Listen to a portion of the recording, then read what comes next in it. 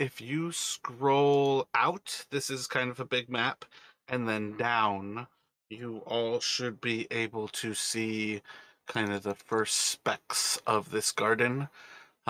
You can see a crocodile that is kind of lounging on the actual shore of these waters. The actual lake that kind of surrounds it. This high kind of stone wall that goes up about 40 or so feet to the actual like edge of the garden. And then you see, I feel like it's meant to be that you can see the stairs in the river, but that might just be a kind of hitch of uh, using maps from overhead perspectives. But you can basically, at very least, see that there is a long kind of tributary coming out of these gardens. And it is kind of like trickling down out of this mouth of a I don't know if characters would know it, so let's go for a gigantic lizard with probably about a 10-15 foot wide. I think it's probably a 10-foot wide skull. And it is a large kind of lizard that's kind of looking out, and water is trickling out of that, and then it's coming down this little kind of spillway canal. You can see some stones in that, and it is basically coming out. Into this area where you see at least the one crocodile like at the base of these gardens.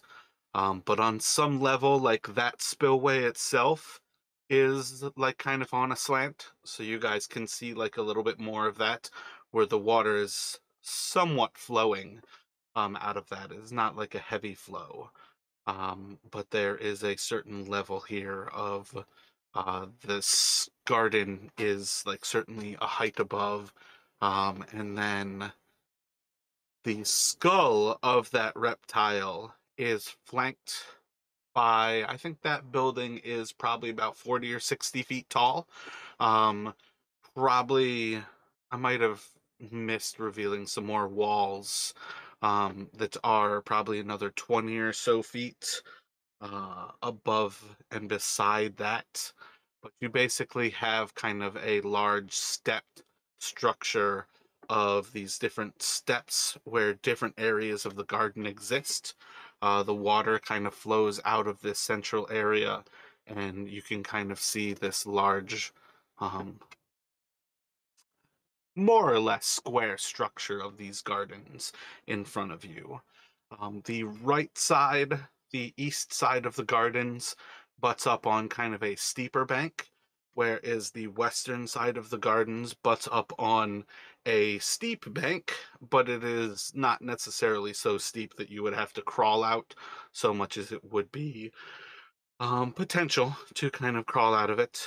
But more or less the entrance to these gardens is that kind of like central little waterway there. And does the wall look to be from I guess from where we are? Does it seem to be in fairly good shape? Are there like stones missing, or does it seem like cracks, anything like that? At this point, much of this place is kind of being consumed by the actual wildlife around it. There's definitely evidence of parts that are crumbling away. A lot of those areas you can actually see roots have done a lot to spread them. Like the western side, you can see a pretty massive web kind of continues from like one tree across to a smaller kind of gazebo structure. And kind of between that area, it's very much like a big kind of web over there. The eastern side seems to have stonework that is destroyed, but there's a lot of sign that like the stones in that little central canal are actually from the structure of these gardens dilapidating through time. All right. Well, we know what we're here for. An eye on that crocodile, but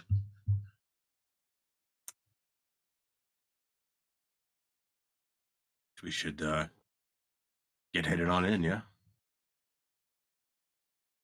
Probably quietly, right? So, as far as things go, you all are welcome, I would say, to approach from one of those three areas of land.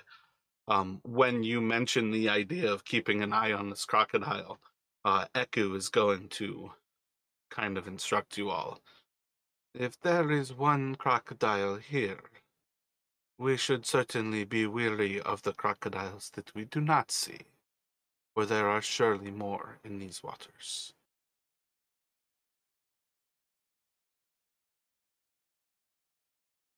Okay, so who want to test the waters first?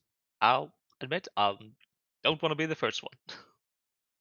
Do we have any fresh meat still? We could try and toss it one place in the water for use it as a distraction to get through while they're feeding. I think for what it's worth, is we kind of fast forwarded through like the travel here, to not like bog you guys down in random encounters. I think it's perfectly viable to say that you could have kept some meat. You all have been pretty good about not keeping raw meat. So I would say you're probably more likely to have something along the lines of like a jerky, something that you would have saved more for like a flavor beyond Eku's kind of gruel. But I don't think it's impossible to say that you guys have something that you could kind of offer as bait, especially that it's not also your thief. All right, right. Um, yeah, I guess I don't know. What do you guys think it would have made the most sense for us to come up on this? I guess. You mean like one of those spits of land in the south, right? We would be coming up from. Yeah. I thought the southwest corner myself. I would say on some level, had you been approaching from the actual river, how we had you guys kind of traveling down, more or less you would be more likely to be coming from the west, unless you basically want to say, you know, as far as that distance goes of what you can see as you're approaching Nangalore, that is the tiniest bit of detail, anyways, that you're like already approaching from. So you you can pick any of those. The western one is just, I would say, on some level, perhaps the more ideal.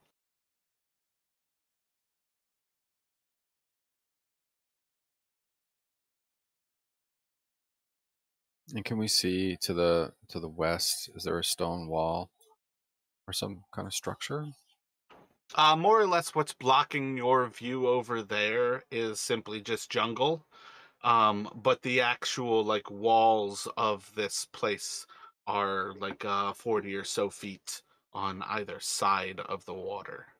Got it. Okay.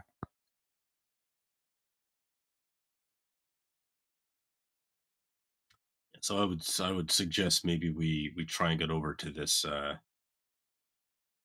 over west over onto this other spit of land that gets us the closest to the gardens on land, and we can maybe try and use some sort of distraction to keep any unfriendly river life at bay while we try and get inside there.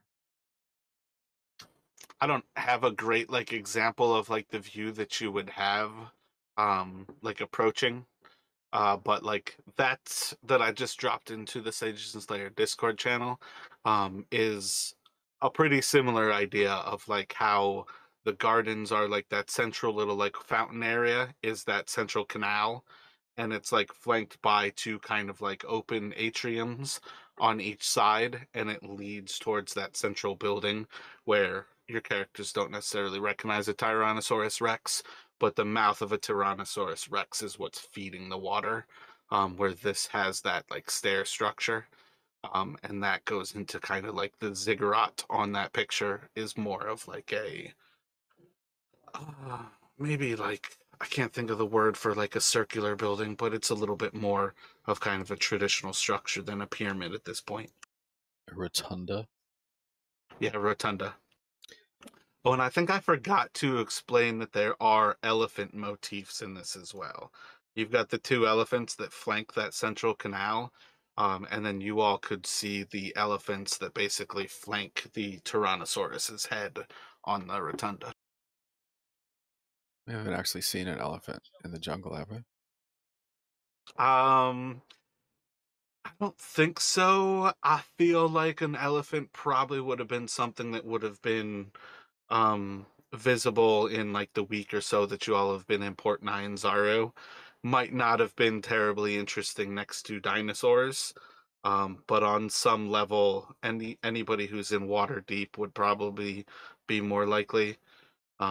I feel like an elephant is a little bit more common than dinosaurs down here, but maybe not necessarily fantastic enough compared to seeing a T-Rex or a Velociraptor taxi.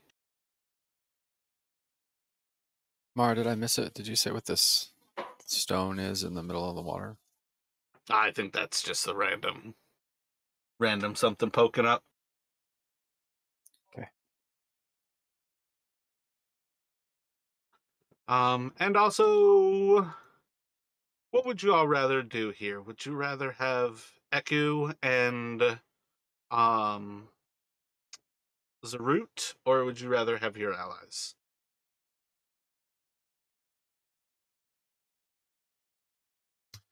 I haven't. I mean, I don't know. I haven't used Zeros in a while, so I wouldn't mind going with him.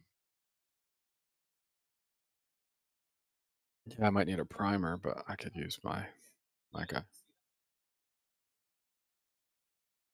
Sound good for you, Chris? Yeah, I'm just trying to remember the last time I used Surge. But yeah. It's probably been ages since any of them have been out and about.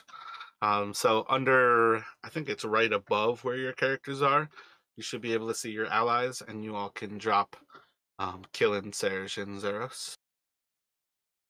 And I think all of them are complete character sheets to themselves. So if you go to their character sheet, yep. Oh, I might have to level up their characters. That might be. I didn't actually think about that. They are probably still set for when you guys are level 3. That explains when you last used them. They are not terribly complicated, though. So if you all want to go forward with them, we certainly can. And I can just grab Stronghold and Followers and kind of give you a little bit of extra description from there. Yeah, that works for me.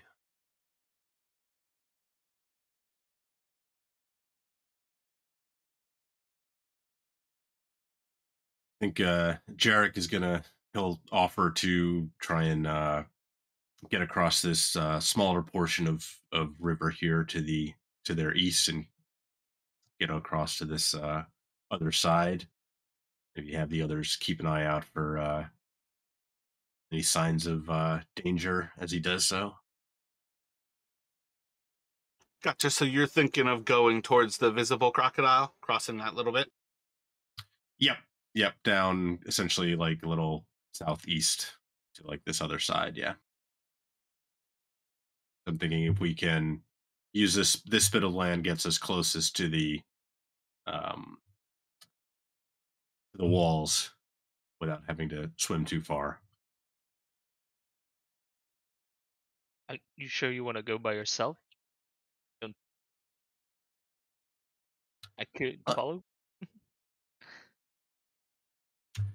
yeah, if you want to come with me. I mean, want is a strong word, but If yeah, I you're feel like I willing. should. Yeah, I'm willing. All right. Gotcha. So as the two of you move across that waterway, let me have you both roll a d8.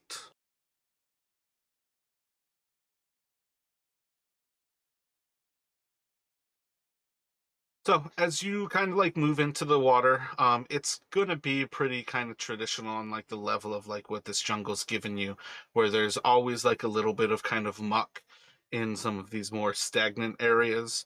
But you kind of quickly get into a little bit of deeper water where it's probably about like chest for Jarek, and Taryn can very quickly get to like a swimming position.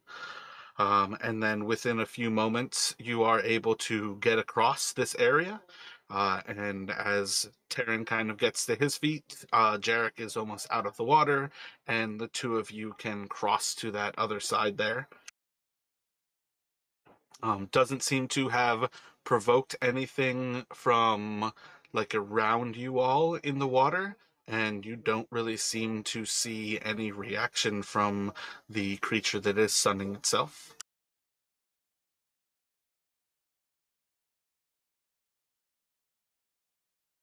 Well, that didn't seem so bad, Taryn. So I think Jarek will he'll maybe go to move a little bit more inland to give the others some room to get across, and he's going to kind of motion for maybe the next two to come over, um,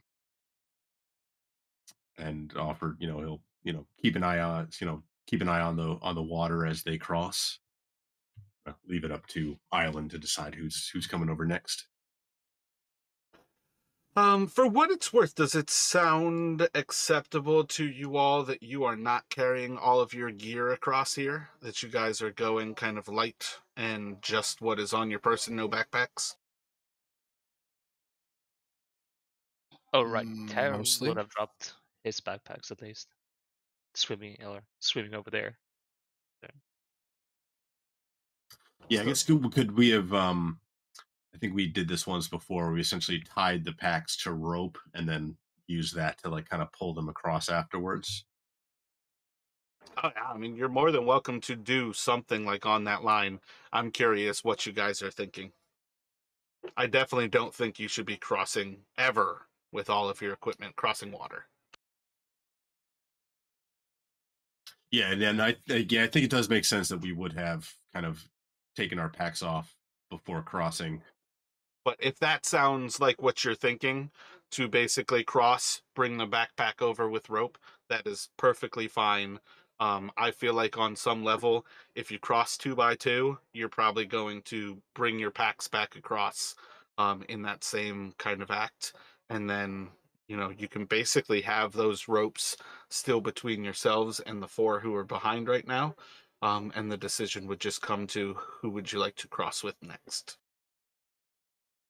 Why don't your two allies go across next?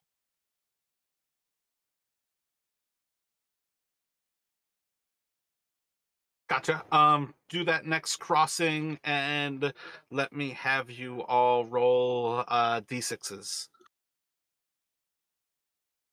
Just Me too. Jarek and Taryn again. Yeah. So those two gonna have a pretty similar situation where you kind of like step down into the mud. It's a little bit more free flowing if you follow exact like kind of in the same spot where they've already gone, as they've kind of like already not really aerated, but added more water to the muck in that area, so it's a little easier to get through. They'll cross a little bit simpler there, but overall, everything seems to be going swimmingly. All right. Kalen and or Kellen and Island will go across. Let me have you roll 2d4s.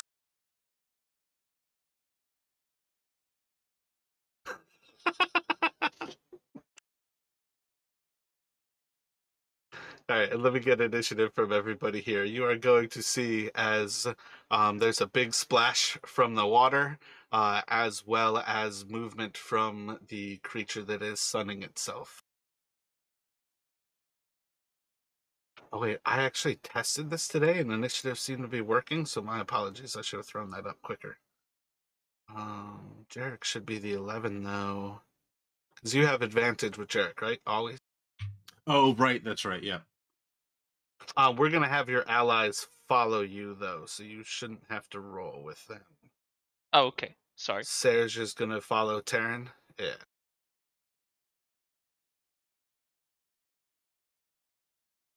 That's gotta be like the lowest Jarek can possibly roll. Yeah, so let's keep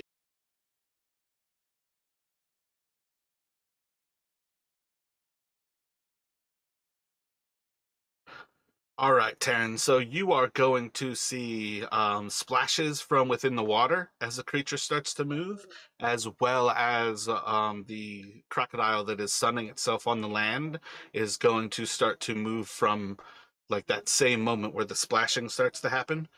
What is Taryn thinking about doing? For what it's worth, anybody who is no longer crossing, I assume on some level you have weapons drawn because you guys were already looking at this crocodile.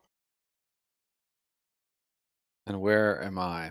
Like middle, left side? Yeah, we can throw you in the middle. For what it's worth, I was going to say your movement could cross you with it, so you don't necessarily have to be in either position, kind of thing. How about right there? So, what are you thinking with Taryn? The splashes from the creature in the water. Do I see any creature yet, or is it just From what it's worth, it's basically kind of northwest of you. Effectively, without being able to see it, you can attack with disadvantage.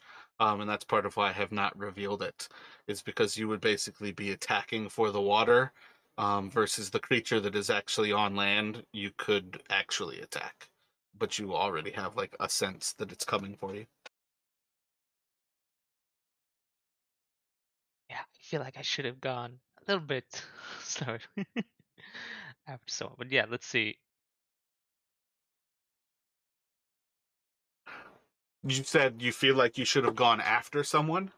Yeah, no, I mean just It is if we perfectly acceptable. If you would like, you can hold your action for something to like get close to Jarek, and then you could attack the creature that gets close to Jarek.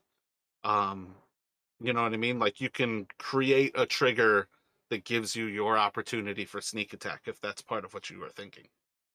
yeah, that is trying to figure out where I want to stand if I want to move or Otherwise, another option that you always have too is attempting to bonus action hide, try to move up to something and attack it from a hidden position. right, I can do that. I've forgotten all about those. Let's see. I'm actually gonna try to do that. That seems fun. So I'm gonna do bonus action hide. Gotcha. So as you do that, let me get that stealth roll from you. And let's see if you can kind of outsmart this crocodile that is already kind of running towards your party. And I assume then you're going to go for the one that is on land. Yep. Let's see. How far away is that? I feel like it's right about your movement speed, but I think you can close that distance.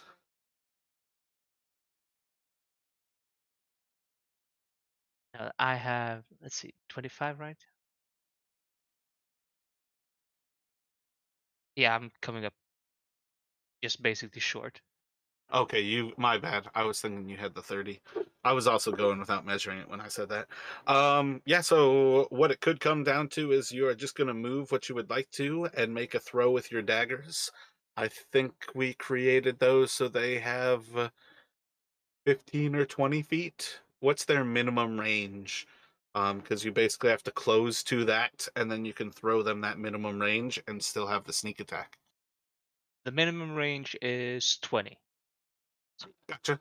So yeah, if you're 30 feet away, you've got to move at least 10 feet towards it, and you can make that throw.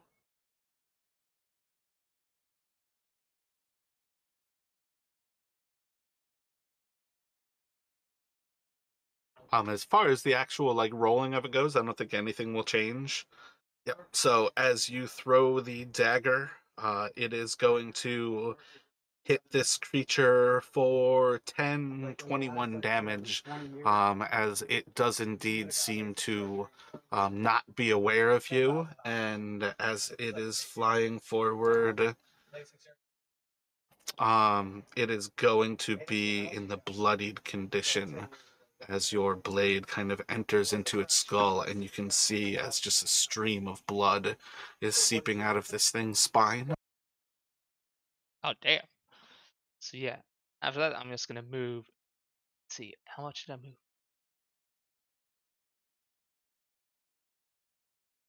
Move back just a little bit closer back to the party. Gotcha. My bad. Not bloodied. I meant mortally wounded. And then you are going to be followed by Serge. Yeah, and then Serge is gonna shoot the My one bad. I. Remind me, what is Serge's class? He was let's see, Beastmaster, I think. I was thinking of. So he has a longbow. What's that? Beastmaster is the ranger, right? Yeah.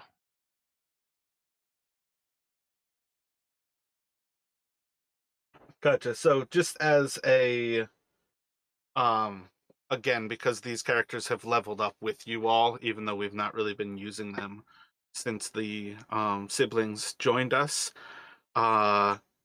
Serge will have a 3 per day option where you can use Hawk Strike, and it gives you a hawk who appears and attacks the eyes of a creature within 60 feet of him. The target makes a dexterity saving throw or takes a d4 slashing damage and is blinded until its next turn. And then he has a once a day where he can summon wolves who attack every enemy within 60 feet. They grant the Beast Lord advantage on all weapon attacks until the Beast Lord's next turn. So each of those are just temporary options. Obviously, your bow attack with him, he always has access to. But just kind of keep that in mind, basically, that you have something that is 3 options to use today and something that is 1 option to use today. All right. Actually, for what it's worth, if Island and Jarek, if Larry and uh, Justin can remind me who their classes are, I can send you all the full pictures of those classes as well. Mine's a fighter. Do you remember the subclass that you chose? Or at least what it says under his character sheet? I'm looking at the character sheet. No, I don't. So Zeros is Oh, a sorry, Swordmaster. There it is on the front page, not on the character sheet page with the numbers. My mistake. Sorry, Justin. oh, no worries. Yeah, Zeros is an alienist, which I think is the warlock. Gotcha. Yeah, so I'll send those pictures to you shortly here. If you are going to stick with the bow shot though with Serge, you can click on that. All of them have their standard attacks like already built into the character sheet. Yeah, I just gotta refresh Roll20 because for some reason I can't open up search character sheet anymore.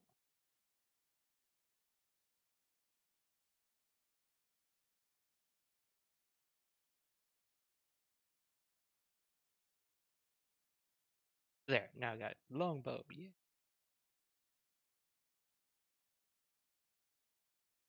I think I did not roll that right.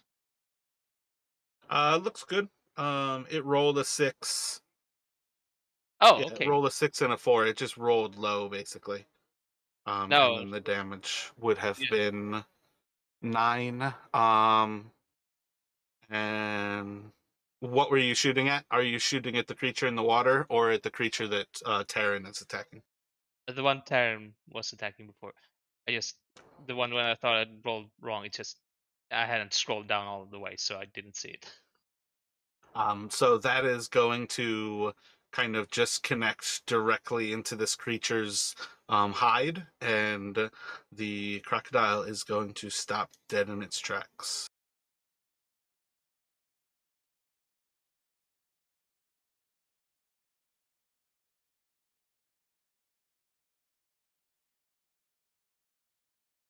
I feel like I actually had that crocodile is next up in initiative order. It is going to go to Island. You see a signs of water kind of splashing as a creature is rushing towards you from kind of the northeast of you. What is Island doing? I was gonna use 10 feet of movement and then another 15 to get onto the island behind folks. Can I see the monster enough to attack it? You can definitely attack it. It is effectively obscured where you're at disadvantage to attack it. Gotcha.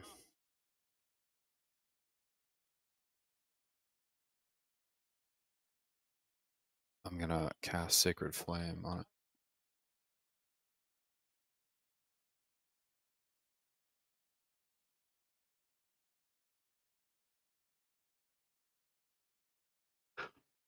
So as the pillar comes down, strikes into the water, you can't really see what's happening. Any Okay. other movement or action from Island, and then it will go to Killen. Nothing more from Island. Killen's just gonna step up to the front. He's got his great sword out, and he wants to hold in action to make an attack when whatever's coming out of the water gets within 5 feet of him. Gotcha. And Jarek, what would you like to do? So Jarek's got his bow out at this point. He's going to seeing, kind of just as he's going to shoot the crocodile on land, he's Surge and Terran take care of it. He's going to move a little bit farther, not inland, but west, still with his bow out, and he's going to essentially hold a shot for the first thing that he sees coming out of the water. Gotcha. And And then you will be followed by Zeros. yeah, and Zeros is going to kind of move to kind of stick close to him, and essentially following the same thing. He's going to hold an Eldritch Blast for the first thing that comes visible out of the water. Within range, obviously. Gotcha. Yeah, Eldritch Blast range is always within range.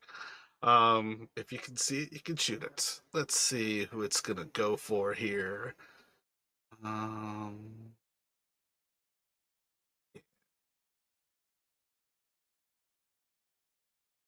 So you're going to see, as it kind of rushes out, the first sight from the water.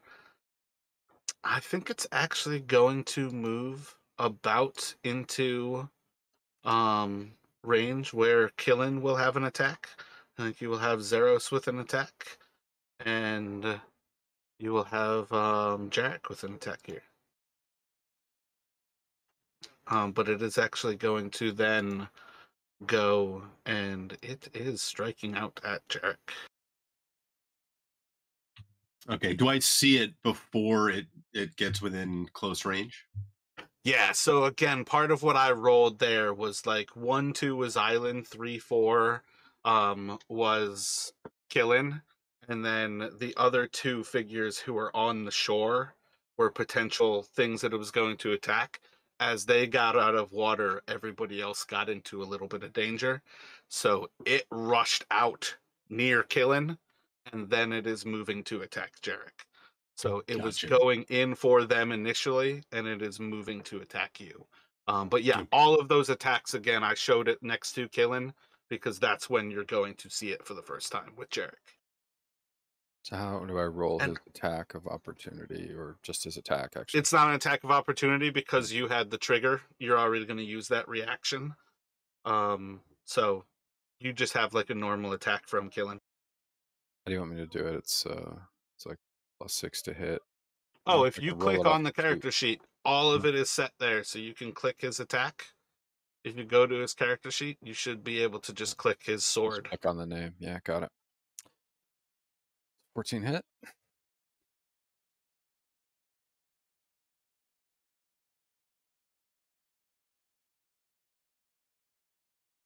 So let's see. The short bow from Jarek's gonna do 6.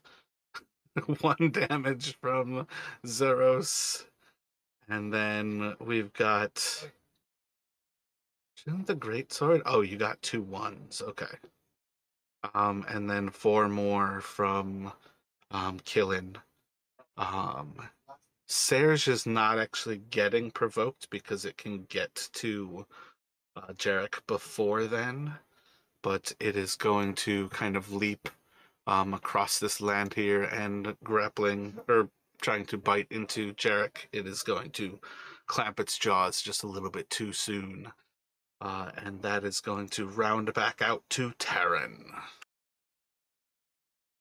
Then Terran, seeing a huge ass crocodile leaping out of the waters, is gonna rush forward and try to stab it.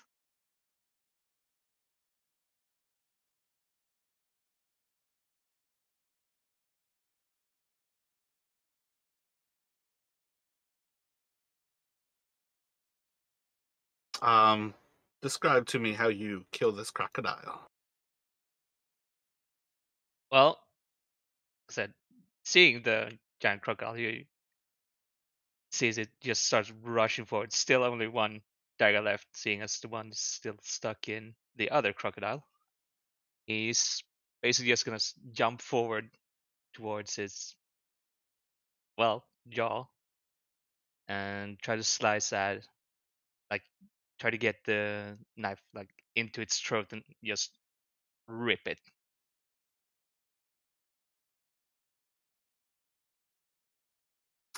Gotcha. Do you ride it like a steed as you tear its throat open? I mean, that would be cool. So yeah.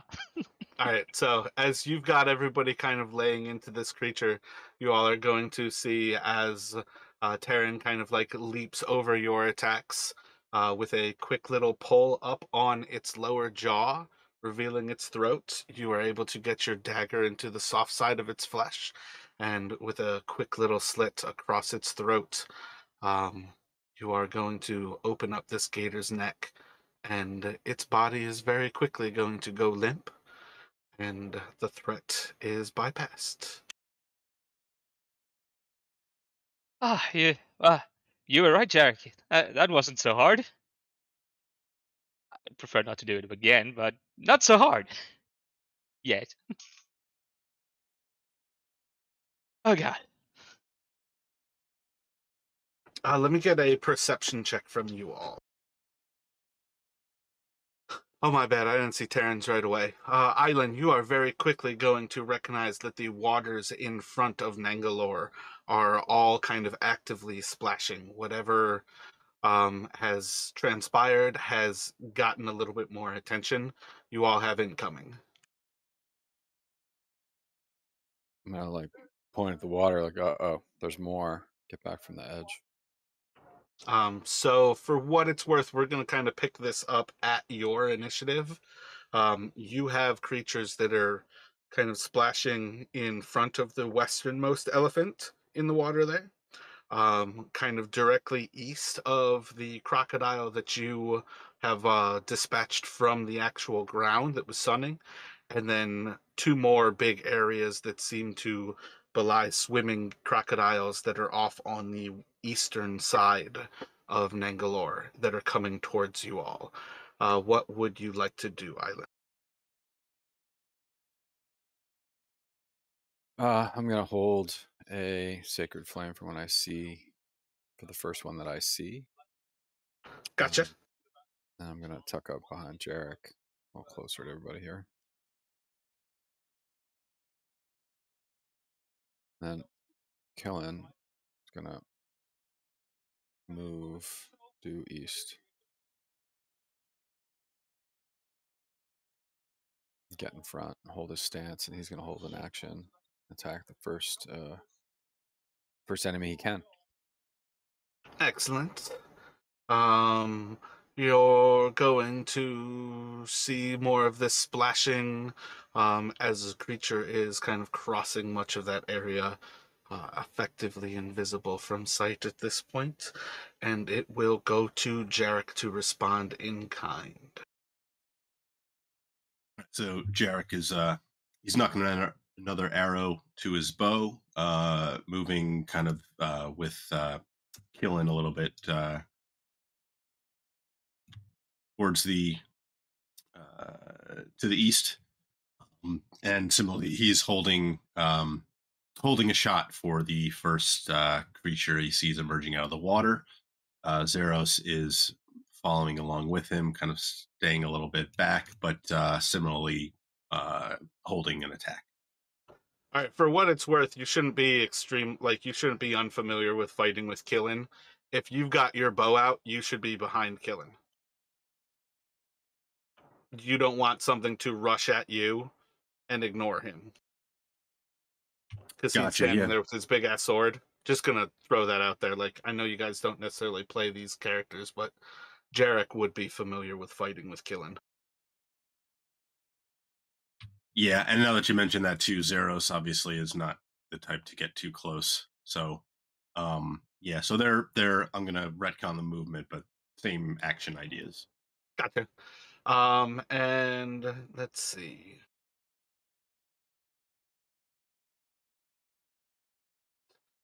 I think this is going to provoke probably most of those attacks. All of the attacks on sight are going to come as the creature that is coming from just south of the elephant and a little bit more from the north. It is going to move out of the water, and I think it's going to go for towards Zeros. So yeah, that should provoke all of the attacks at this point. So big ol' miss from Jarek, 6 from Zeros, Dex from the Sacred Flame, and then the Great Sword attack from Killen. You don't have that thing to always roll ones, do you? I don't know how that would be possible, but it seems like I do. Impressive. Most impressive.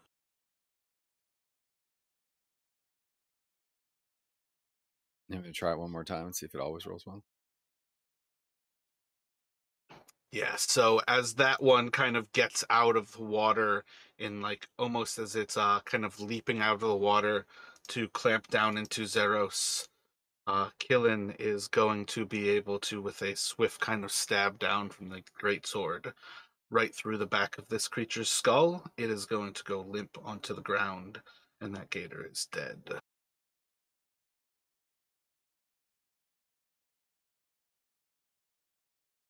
And by gator, I mean crocodile. And then we've got the last two here. Yeah, one is just going to basically be able to kind of swim up to the edge and throw itself onto the ground in a very similar way, where you can see like all of this momentum that's streaming behind this water as it kind of picks up in a wake. This creature just like flops its large body out onto the ground as it continues to run on these tiny little legs that don't make sense, that's able to hold this whole creature. And I think another one is going to kind of swim around, following the one that moved around from the elephant. And it is actually going to kind of leap out a little bit too soon, and as its jaws clamp down right next to, but missing Killen, and it is going to go back around to Terran.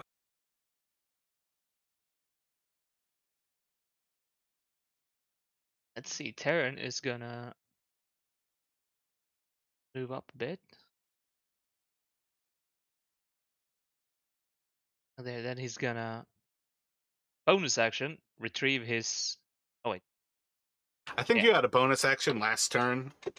You are more than welcome to retrieve the dagger with that last turn. Retroactively grab that. All right. So I then meant to say it to you. Then can I have made a bonus action hide instead? Most certainly.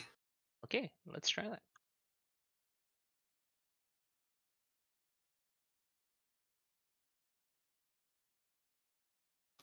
So once you start moving, it is more or less effective that you tried to hide. What are you going to move in on?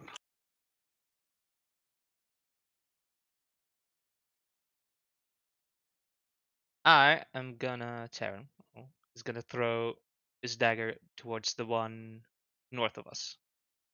So the last one to pop out. Gotcha. North. Go for it. I just posted those actual little character sheets inside of the Discord again for you guys.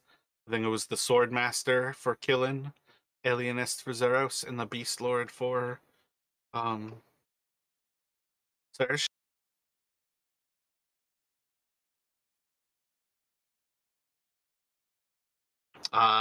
That no advantage for being unseen. So yeah, that will hit, dealing 15 damage to this creature. It will draw a good splurt of blood. The creature is bloodied. All right, then I'll just hide behind Killian a bit. And then what would Serge like to do? He's gonna attack the same crocodile.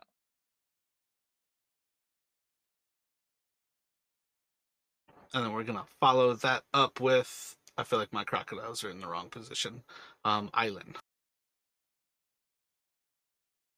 Okay, I'm gonna Sacred Flame. Is either one of them damaged? The one on the north is mortally wounded. Okay. Something different.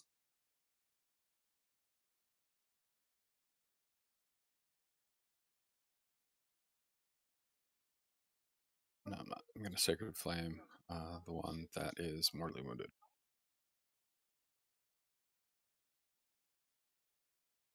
Because I feel like Toll the Dead might create too much attention. So he ties a 15, right? Is the check? You're going to see as it is making its way onto this land, the way its body is kind of writhing side to side, the strike down of light from above is going to miss this creature, and it is still going for killing. Okay. That's going to be it for Island. Killen's going to attack it.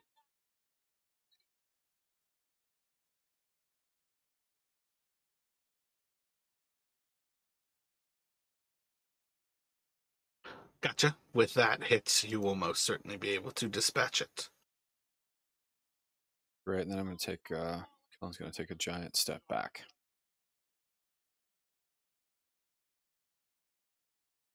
To there. And that will take us to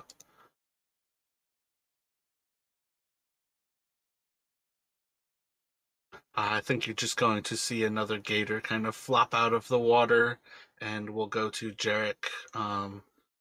If it matters, I'll know where it's going to flop out of the water in a moment here.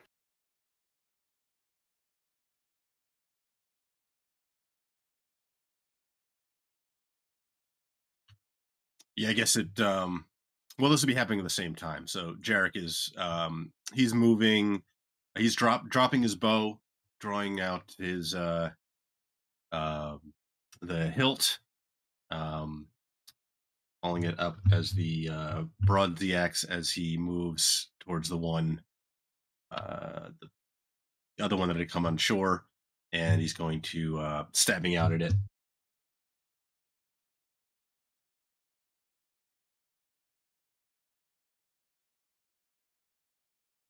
Solid hit. Sneak. Oh wait, no sneak.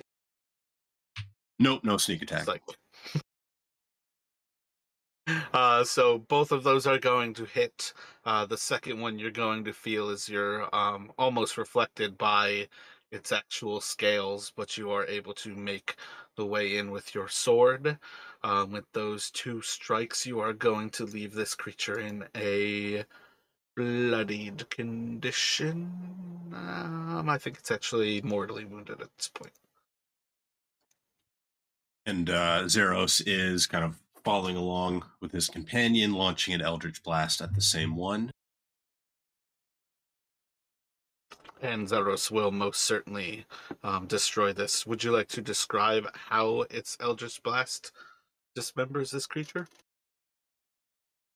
I think like as Jarek's stabbing into it, it's like kind of like rearing up and like its mouth, its maws opening like super wide, and Zeros essentially just sends the bolt like straight into its mouth, like and like into its throat, and you see as it kind of like expands, it just blows the head up like completely off. It just like ends up decapitating it. And from there, we have it back to Terran. The last creature is actually coming out of the water, and it is running towards what would, for your sake, appear to be you. At best, it might be thinking about Zeros or killing, but from your size perspective, it's trying to eat you. I mean, from my size perspective, everything is trying to eat me out here. So yeah, let's see. It seems to have been working so far, so I'm gonna bonus action hide.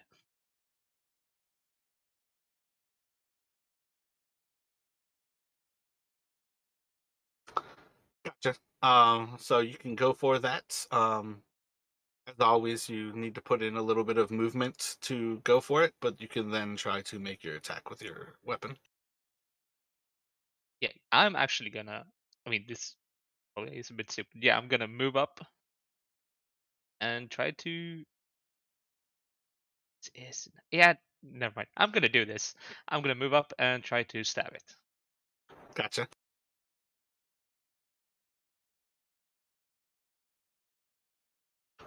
So you definitely have a solid strike into it. This creature was watching you the entire time, so you'll deal 7 damage to it. Yeah, kind of figured. And let's see. Yeah, I think the What? better order to do that is to have you hide, have you say what you would like to do, and then roll the stealth. That's one thing to always keep in mind about stealth is realistically you need to say what you're doing before you actually roll. All right. I'll keep that in mind. But yeah, Surge is gonna follow up with another bow attack.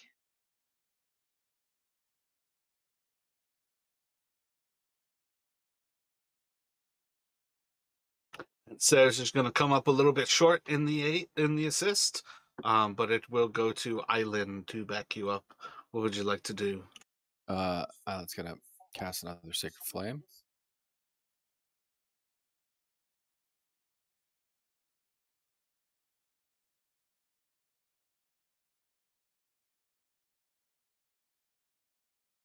Another creature, it's moving just a little bit too quick to be hit. Any movement? Otherwise, what would Killen like to do?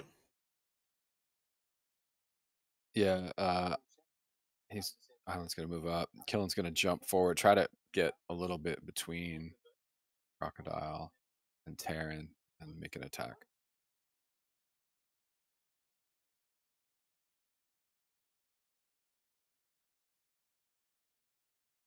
Got your solid strike out at it. That is going to leave the creature in the mortally wounded area, and it is going to be it to decide who it would like to eat. It's gonna go for Terran. It is going to chomp down with a solid bite. Terran will be grappled and restrained, and it is going to deal 7 piercing damage to you. To Terran. Yep, and that will go to Jarek. All right, so Jarek is going to kind of wiping away like the viscera that suddenly exploded onto him, charging for the last gator that he can see, coming up and stabbing at it. Just don't stab into its jaw.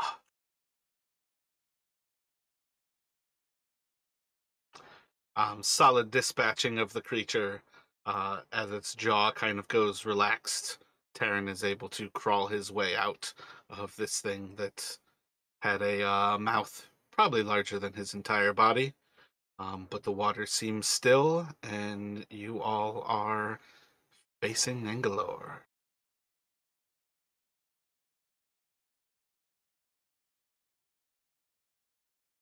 Well, that was close, Taryn. Yeah, Nice work, Tao boys. Tao would just be like lying on his back after crawling out of the crocodile. Yeah. Next time I say anything's not hard, somebody slap me, please, hard, fast. Thank you. I think I'll use a healing kit on Taryn.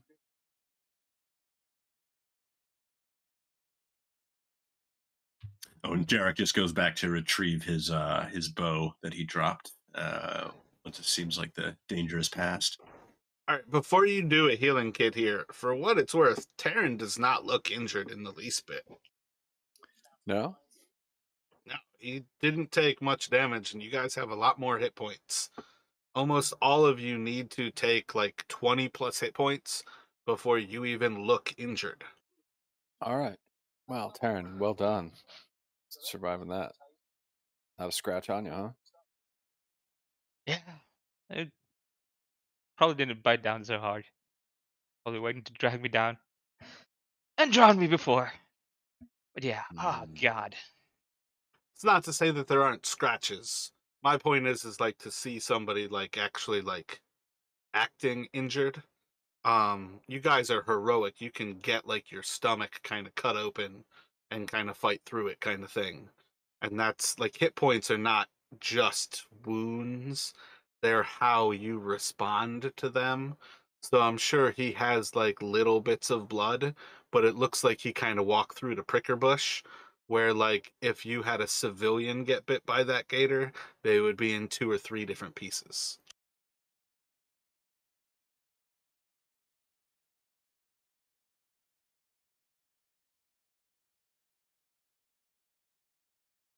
Let's hope the last of these crocs and see if maybe we try and move and take it into the gardens. So you've got a moment here with still waters. If you want to capitalize on that moment, you are more than welcome to try to make that path. What kind of moving order are you guys going to go for?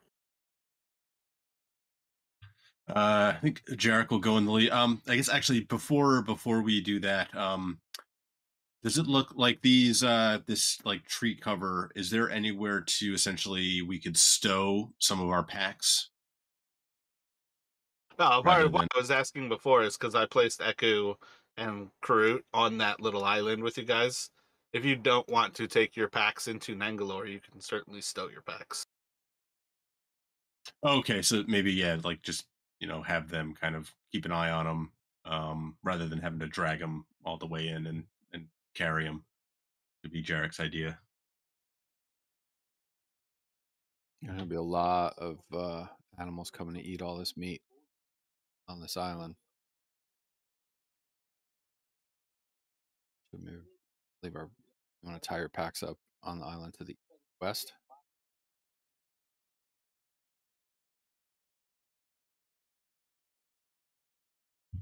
I don't think they'd, if it's just crocodiles, they'd probably go for the meat, not the packs. And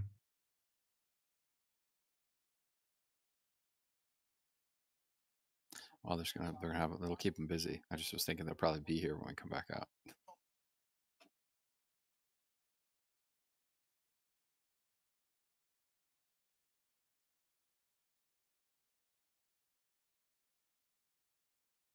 Certainly be easier for me to jump onto that rock and across onto the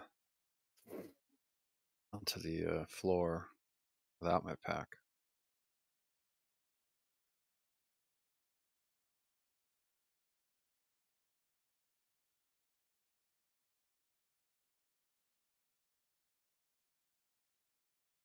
Well, basically, Taryn would have left his backpacks back with Eku and Karuk. So I thought we left them there before we went over. But Yeah. yeah. So he basically only has what's on his body right now, like the daggers, bows, and arrows, and thieves' tools, things like that. Yeah, so with D&D Beyond, when you all do that, a quick way to adjust it is to just click your backpack where it has that red dot, and that will show that you don't have it.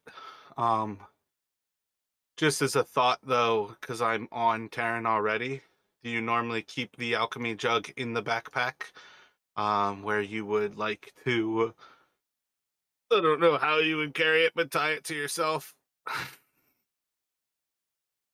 I mean, I think the alchemy jug usually stays in the backpack, though. Or even you've got two backpacks now. Do you like want to carry something like the alchemy jug with you? That's kind of my point, though. Is like once you leave it behind, you won't have access to these things without going back.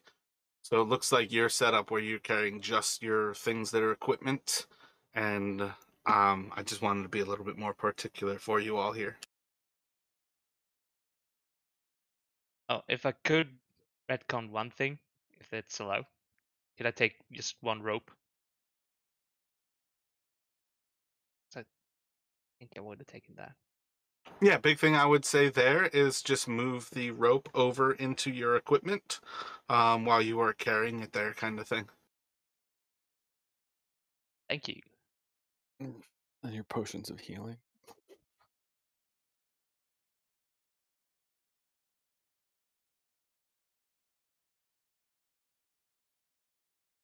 I mean, they're in my backpack. Don't want to waste them. Oh god.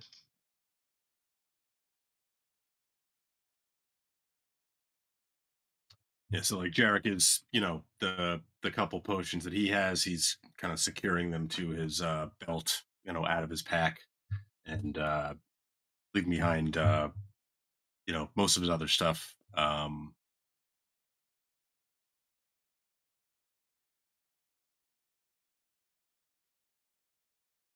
Like with the, I guess maybe with the idea, if Kruk and Eku are essentially going to kind of keep watch out here while we go in, maybe they can keep an eye on the packs. Yeah, your packs are not under threat, guys. I'm just trying to be more particular that I don't think adventurers do everything with a backpack on their back. That seems right. It would be very cruel if I were to steal your backpacks while you guys go adventuring.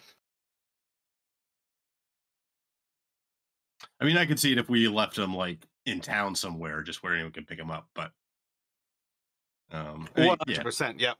That's the same type of thing also. If you're traveling through town with your backpacks on you, that's one of those things that also tells me that everything that you own can be pickpocketed.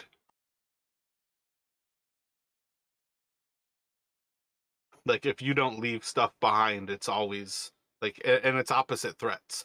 Out here, it's one of those things that like everything on you, you might weigh too much to accomplish things. You might have difficulty swimming. Um, there's definitely different difficulties based on the environments, but yeah, you're not. The point of this is not to steal your backpacks from you. You have a party large enough that you guys are basically, you had that choice of, do you have the followers guard your backpacks or do you have um, the two NPCs? So again, back to however you would like to, basically your marching order up the canal or entering Nangalore. What do you all have in mind? Jarek will volunteer to take point.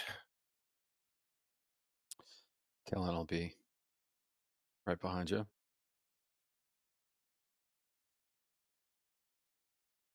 I think Zeros, for his part, will stay towards the rear.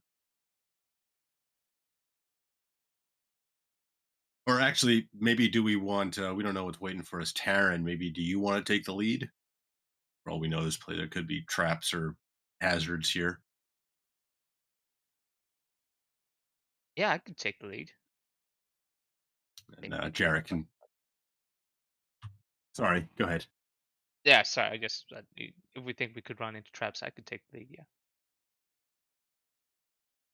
Jarek will follow behind you, and then I guess it would Killen.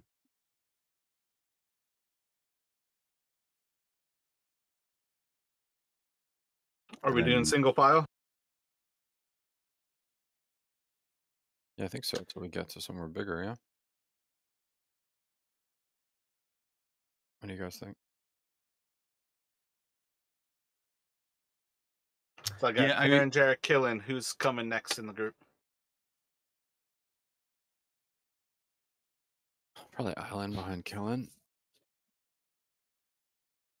And then Surge would be behind that, yeah.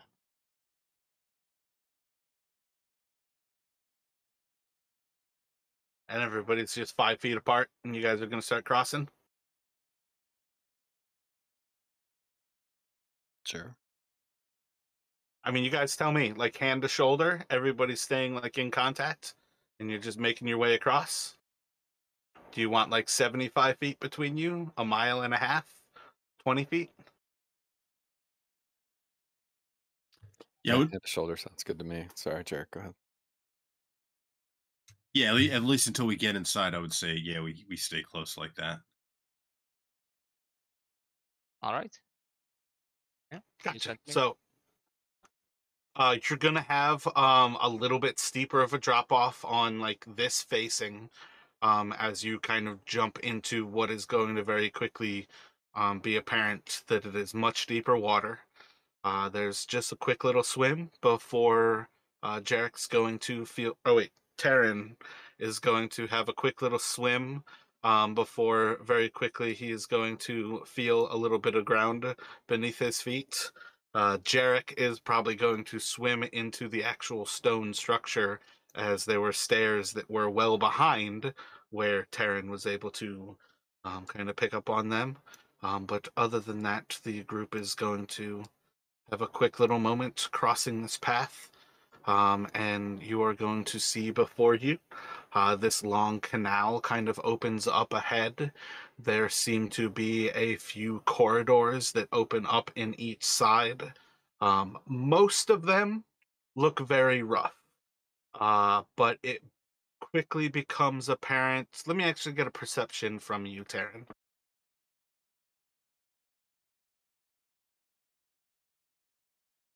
Yeah, so it'll become apparent enough that the one immediately to the west of you is not nearly as rough as the one to the east.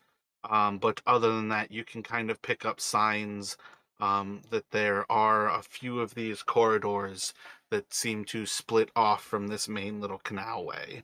And again, the one that is immediately to the west seems to be perhaps a little more meant to be there than the others.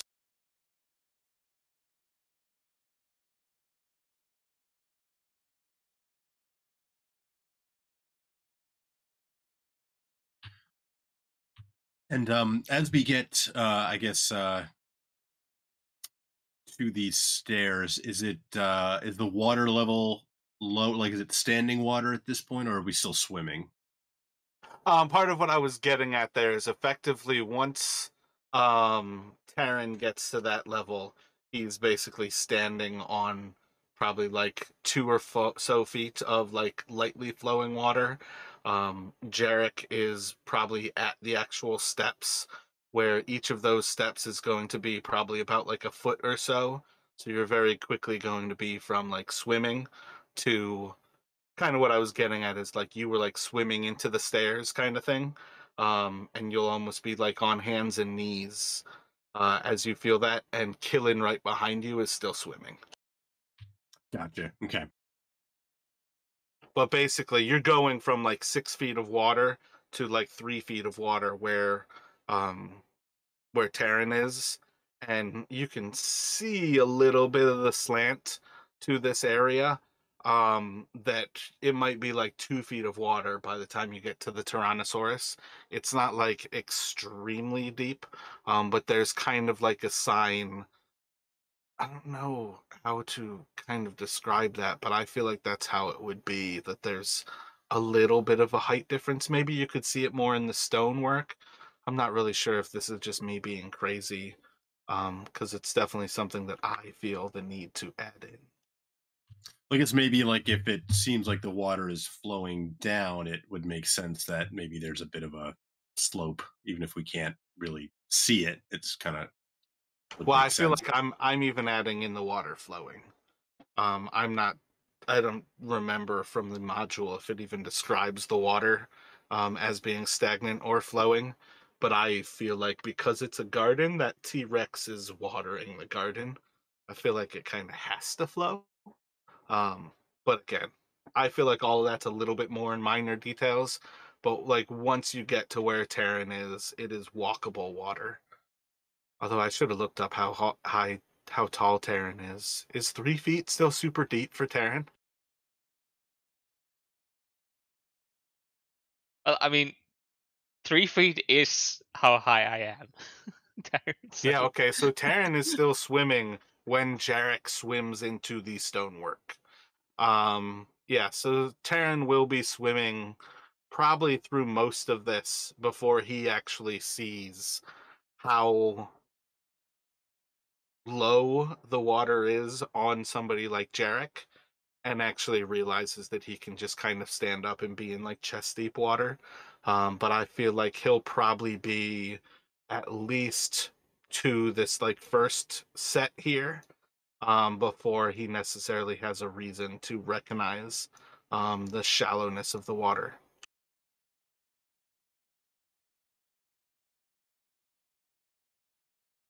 I feel like eventually, as we're getting up there, like Taryn's still like kind of swimming, and Jarek's like, "Try standing up if you can."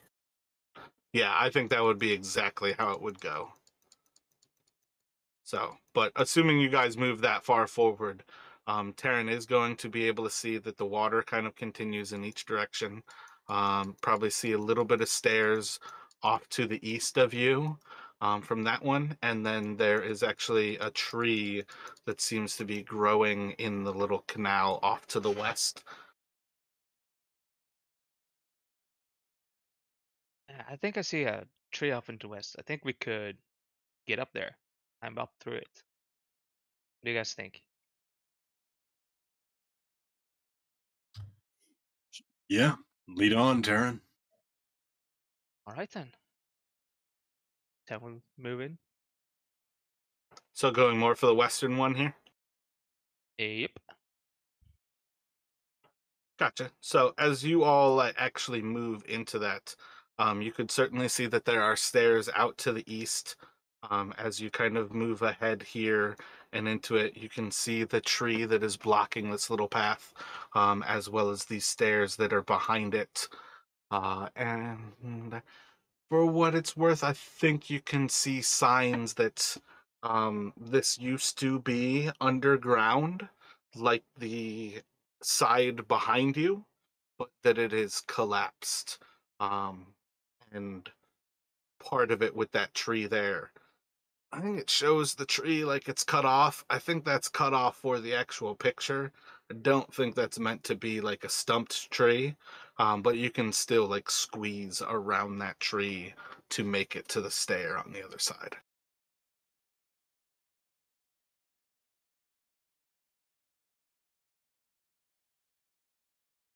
All right, so we don't have to climb. We just have to squeeze. Oh, if you wanted to, you could also climb from the tree and get like up to the garden.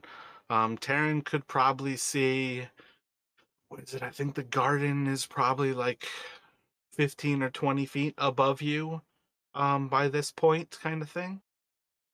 Like the step of the garden. All right, then could I just climb the tree and scout? Yeah, that's kind of what I mean. Like if you were thinking about climbing the tree, you could most certainly climb your way out, kind of thing as well, instead of going to the stairs.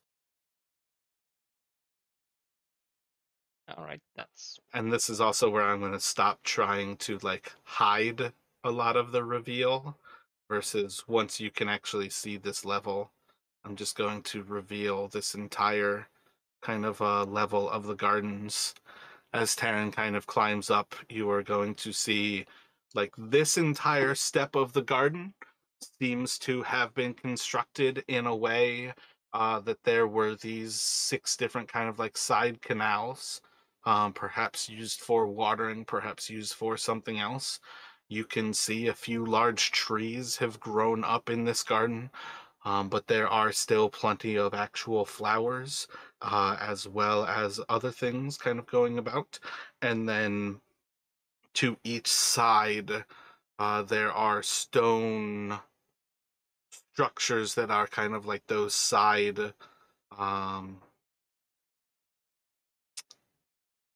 am I looking at that wrong? I feel like, yeah, I think this is another kind of step up um, of stonework that goes up from there. I don't know. I would think maybe like the ones where the water's near the entrance would maybe be going down and the other ones are going up. I think I'm interpreting it wrong that the stonework is not necessarily an extra level. So let's go ahead and reveal this as you kind of look up and you kind of see this first level of the stonework. Um, and you can actually see that there's like these two kind of almost like gazebos, one to the southeast, one to the kind of like almost directly west of the tree that Taryn would be climbing up. And that one is almost entirely covered in those webs. And then you can see a little bit more of the garden um, that is kind of like coming off from and like west of the Tyrannosaurus leads to another rotunda. That's let me get an animal handling check from you, Taryn.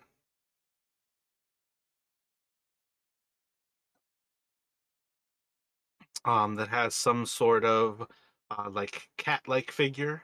For what you all have encountered, it could be Ubtoa in a cat form. Can't think of the actual cat people. Tabaxi. And then you can see a little bit more of the gardens off to the level, and probably enough of another rotunda on the east side that is off on kind of like the north kind of facing. That's probably about the view. You probably have a lot more that you could scroll up north on the map and see as Taryn gets an eye for what kind of lies ahead of you all.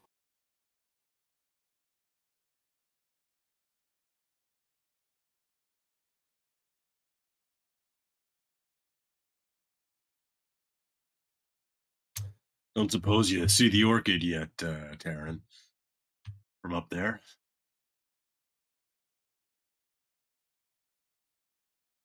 Do I Roll spot a any? perception for me, Taryn.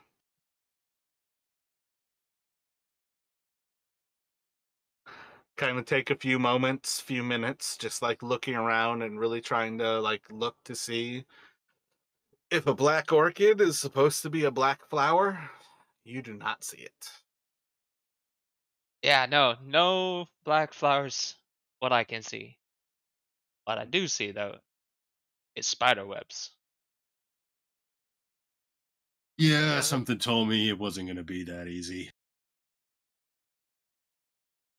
Spiderweb is definitely massive. It probably goes up probably about like 20 or so feet into one of those trees. The statue that it is like center pointed on is probably like a 20 to 30-foot statue, and it's pretty much entirely lost to the actual webs. You have a very colorful view of this area, well beyond just the greens of the jungle about. It's keeps some of the beauty of what once made it a garden, but obviously it is wild.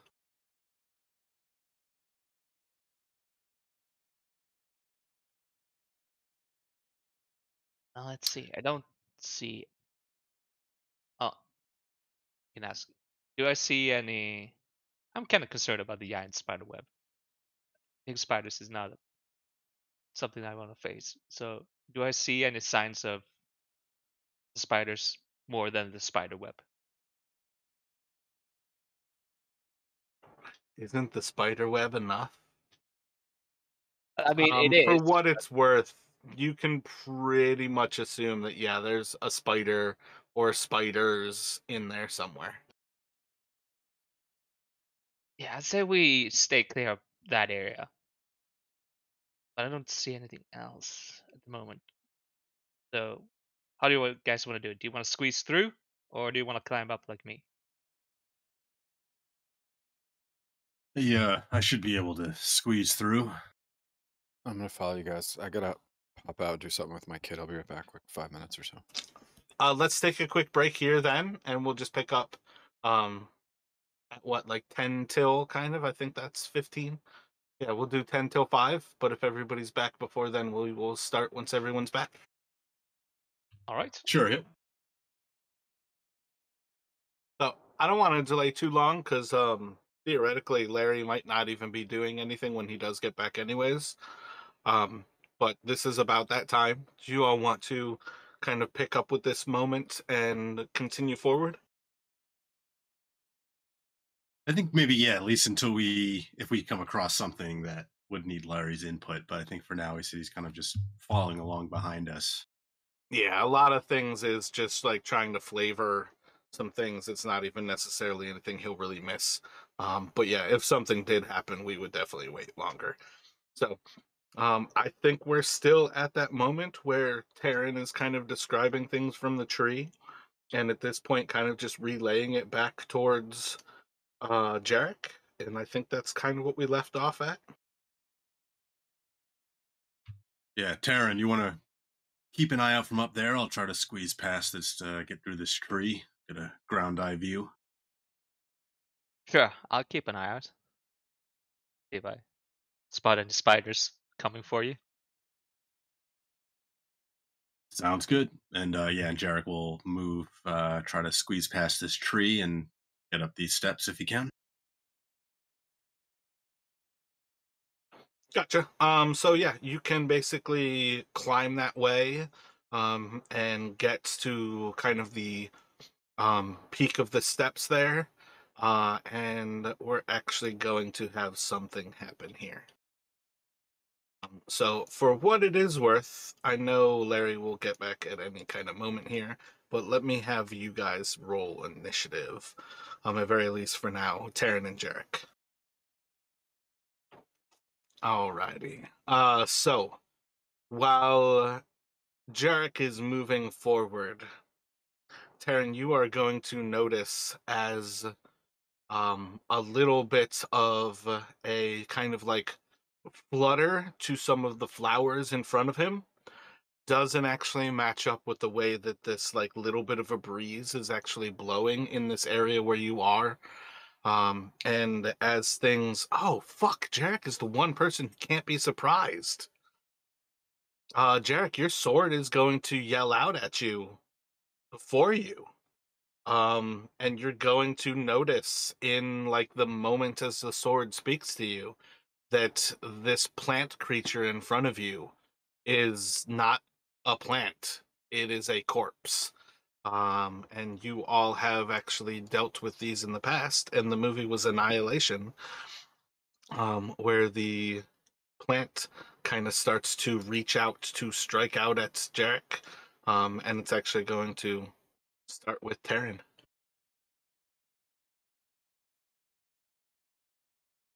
It's gonna say, I love that movie.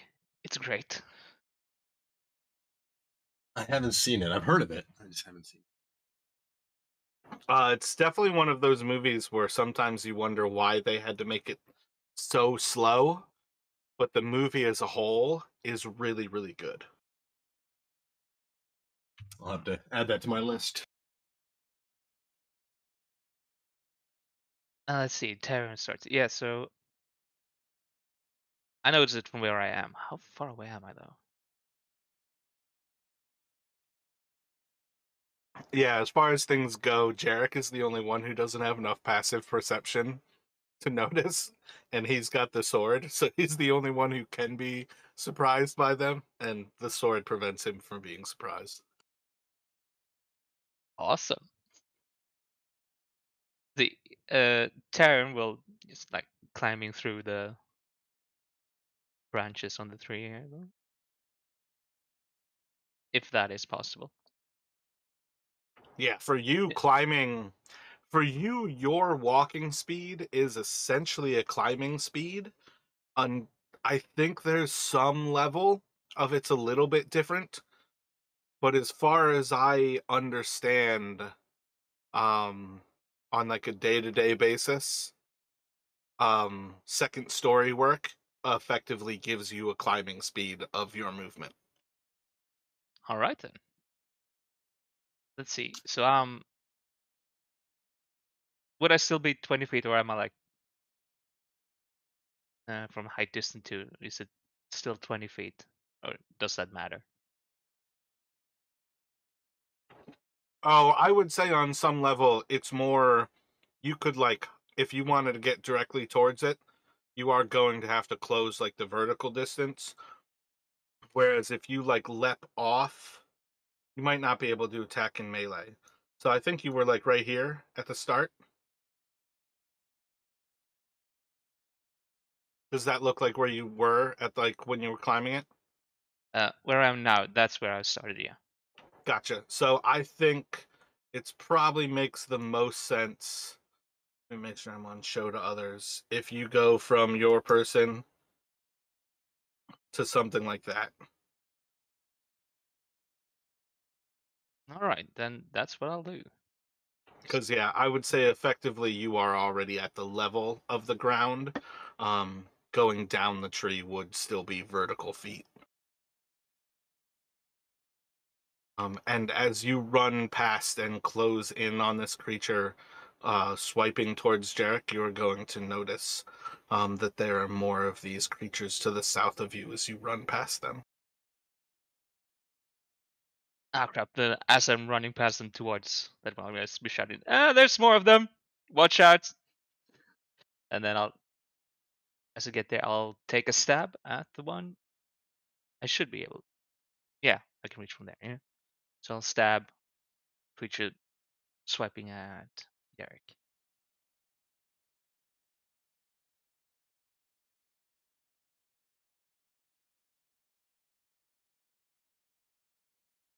Solid hits, and let's see.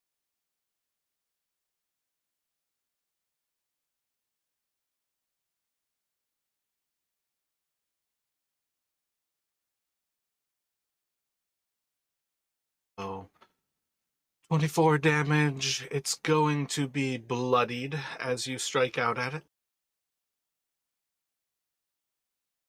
All right, then I'll do.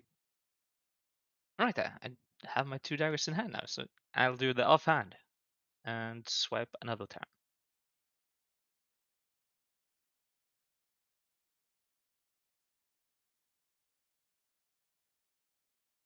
Second one will hit for another 5. Then that would be the end for Terran. Let's see. For Surge, don't think he would have a line of sight to shoot the creature from where he is, right? The tree would be blocking that. For what it's worth, I don't think the creature. Yeah, this one doesn't have a roof to it. I think he's got an attack. It's just heavily obscured from things, so he can certainly attack.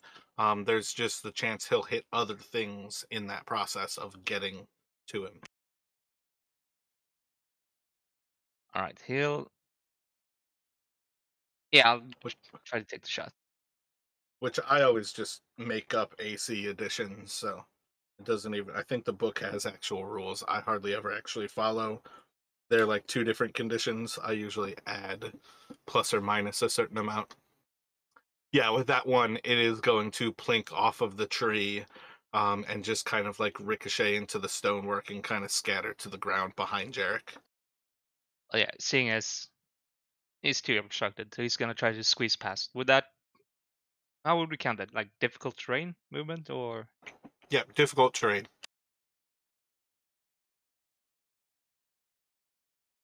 he would basically make it there? I think. Or would he still be in? 5, 20. No. Yeah, there.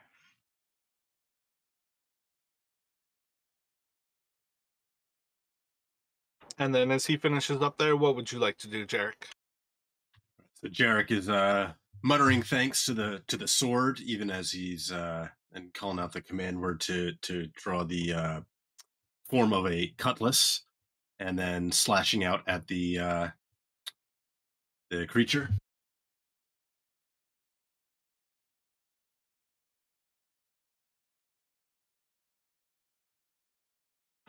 Solid strike, you do have a sneak attack if you would like to add that extra d6.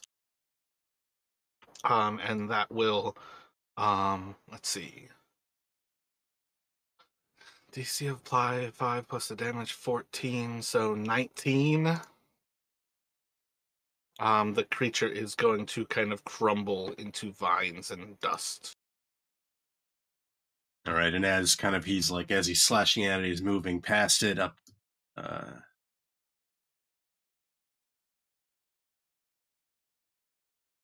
As he catches sight of this other one, he rushes towards it and slashes out again with the cutlass. Missing that time. That's it for him, and Zeros is just kind of moving towards the others.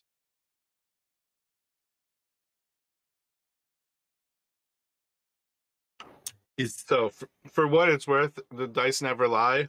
That was a perfect miss because Terran sees those. You don't really see them. But I do like the idea that Jarek basically runs past this creature as he dismembers it and just starts swinging into the weeds. And he's just like slashing at any of these vines. Like, I know some of these are alive. But Terran like looks at him and is like, nope, just like 3 feet to the left of that, bro. Yeah, I should have asked. I mean, I guess like maybe the sword would kind of alert me that there's more of them, but not. He wouldn't tell. I wouldn't know where. Well, But for yeah, what it's worth, technically speaking, the sword worked perfect. Terran would have seen this creature moving as it starts to react to you getting too close. The sword only prevents you from being surprised. The creature would have surprised you had it not been for the sword. But once you're actually in combat, I don't think the sword is going to be like a radar that tells you where these things are. There's no longer a chance for these creatures to surprise you once you guys understand you're in combat. I don't know, it's some surprise rounds can be difficult to explain sometimes, but once you're in initiative, there's not like more opportunities for surprise. Yeah, that makes sense. Yeah, so I mean, if Jarek wouldn't have actually caught sight of them, I could move him back, but otherwise, Zeros. And in terms of the tree, is that 10 feet of difficult terrain? So essentially 20 feet of movement. I would just say pretty loosely on that idea. If you're just trying to move past it and go for the other side, just move, not your maximum. It can be 25 or 20. I don't really think it's a big deal. Um, as far as Jarek moving for that again, I think that is perfect for how these creatures work. That you are slashing out at it, but you just don't see it there. And then the same idea that it doesn't mean that Zeros can't sling a bolt at something. He's just shooting at something he can't see. Um, so it would be far more just trying to react off of Terran calling out that there's more. Yeah, so Zeros actually is dashing to try to get closer to the others, so that's it for him. Squeezing through the tree and then trying to move to get up to the other.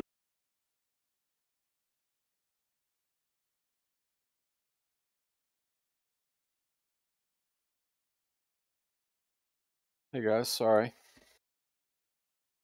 Oh, what up, Larry? If you would like, you can roll your own initiative and you can react for yourself. I rolled you into initiative so you didn't necessarily lose on anything. But effectively, as Terran kind of climbed up the tree to see everything, he had Overwatch while Jarek moved forward, and there was a point where Jarek was kind of swiped out by this plant creature that you all are vaguely aware of as these zombie-like humans or zombie-like humanoids that get taken over by flowers and kind of are reanimated by the plants. But it is effectively that first turn. If you would like to roll a new initiative, you are welcome to here. No, I'm good. I'm good with that one. It's fine. Gotcha. So then it is your turn. If you would like to move effectively, I think Zeros was dashing to get past the tree and trying to close in. I was preparing to pretty much do the same because realistically, you and Killen do not see anything. You just know that Taryn has said there's more. Taryn is realistically the only person who knows that those two are on the south little terrace. All right, I'm going to come up 30 feet.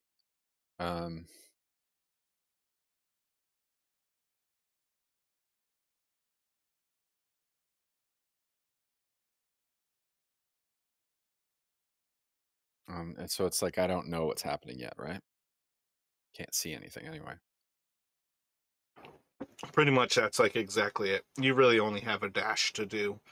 I think like with difficult terrain you can get like right beside Zeros. Okay. Technically you were Difficult. squeezing past that tree, so it's difficult terrain. Okay. And then can I squeeze past all those guys with killing? Or am I going to get stuck behind? Once it's difficult, in the long run, it doesn't have to be like double difficult on something like that. I was going to climb up with Killen because I feel like he's a little more able to do the athletic check Oh yeah, he and can. just make his way up, and I he like would that be in the fight that he knows. So just do a athletics. I feel like he should have proficiency where you can see a separate athletics roll on his character sheet. I don't see that on the character sheet. I would just do a strength check. Or yeah, athletics under skills.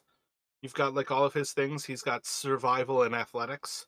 If you I guess click I'm looking at athletics, the roll 20 sheet. What sheet are you looking at? yeah, on roll 20, you should see like bio and info, character sheet, and then not attributes and abilities. But on the character sheet, when you click on his name, Oh yeah. You're right. Sorry, I got it. I mean, you guys can get familiar with these over time. Yeah, so he can climb up those 20 feet, and he would probably have, like 10 or 15 feet left on a charge. Like he has to um, dash to do all of this, but he makes the athletics check, and you can move him a little bit more. You basically, as you climb up there, you're going to see Jarek is like slashing at this plant life in front of him. But Jarek doesn't actually know where this creature is in front of him. All right, my goal is to get to Jarek's side and help him. So with that, it's gonna go back around to Terran. Then Taron will dash to the one that Jarek tried to hit.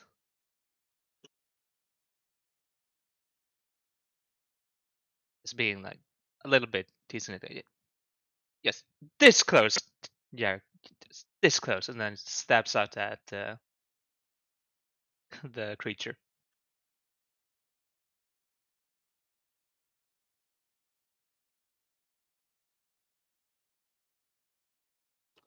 Solid hits, doing 18. And then another offhand if it's still alive. It's definitely gonna have plenty of hit points. I'm just trying to see if it's bloodied. I think it's gonna be bloodied.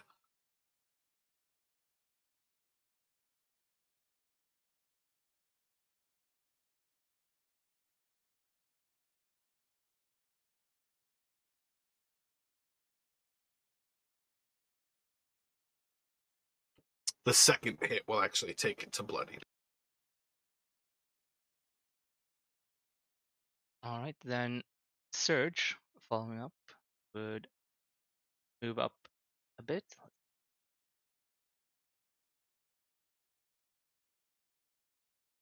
Like there, and try to shoot it.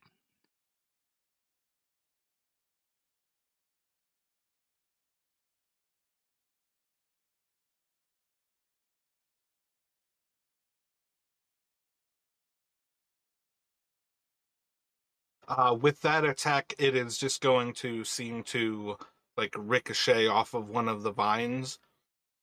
Roll a D8. Oh wait, he doesn't have ammo. Never mind. And that arrow is just going to ricochet off into wherever. That should take us to Jarek. All right, so Jarek is like sparing a glance at Taryn, and now knowing where he needs to swing at. Gonna try again. Yeah, for what it's worth, you guys can see these creatures now.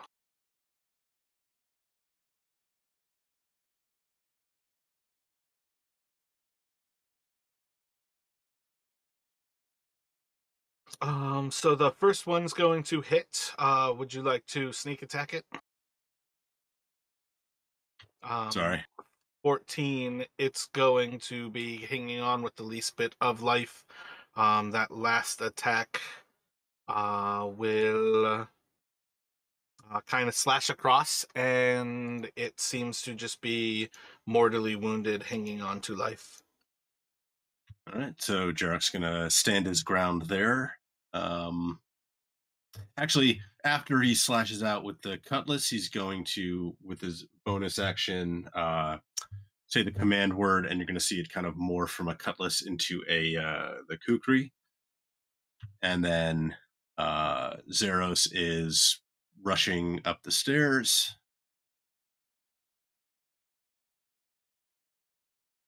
Is he actually dashing, or? Just a normal movement if he can, Gotcha. to see if he can get up and then kind of towards Taryn and Jarek, and then as he spots the creature, he will let out an Eldritch Blast at it. Solid hit. And it's just going to burst into a rain of confetti as all of the flower petals just kind of disperse, and the creature seems to disappear into the mist. And unless he has any more movement, that's going to take us to Island. And the last one is kind of southeast of where Killen is. Yep, that's it for Zeros.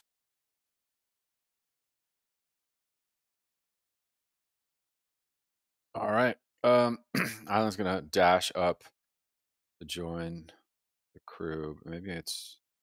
Can I move 30 through this last little bit of water? Is that just regular terrain? Yeah. At this point, past the tree, you're just normal movement. Okay, I'm gonna just get up to the top of the steps. And from the top of the Dropping steps, sacred. can I see the one that's over to the west? Yeah.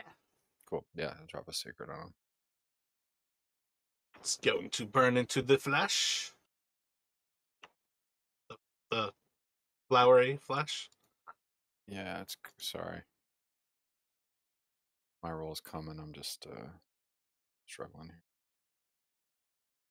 Got a lot of windows going. That was more than 6 seconds. Sorry.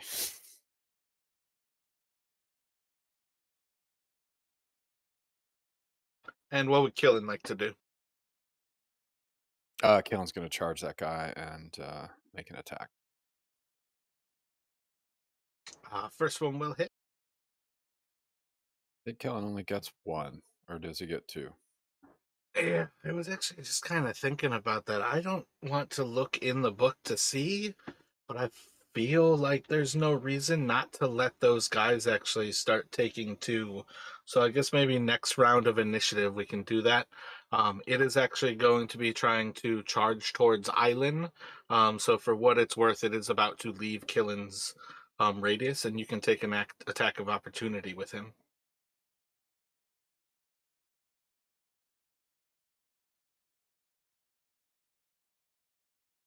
That will hit as well. Put it into the mortally wounded condition. And then it is going to kind of slamming down onto Island from above as it falls through this crumbled roof. It is going to attack with a 16 to hit. Does that hit you, Island? I feel like you are at 15. 14. Yeah. 14. Okay, we're the other two are at 15. It's going to do 7 bludgeoning damage to you as this creature kind of falls into you, and that should take us to Terra. Well, Terran seeing this creature attack Alan is just gonna do what he does best and stab thing.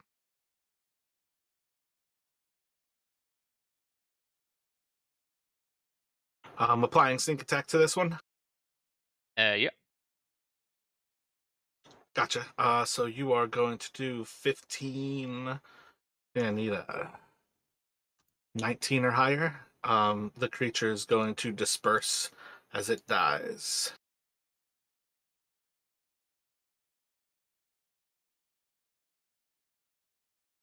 Nice job, Taryn. Thank you.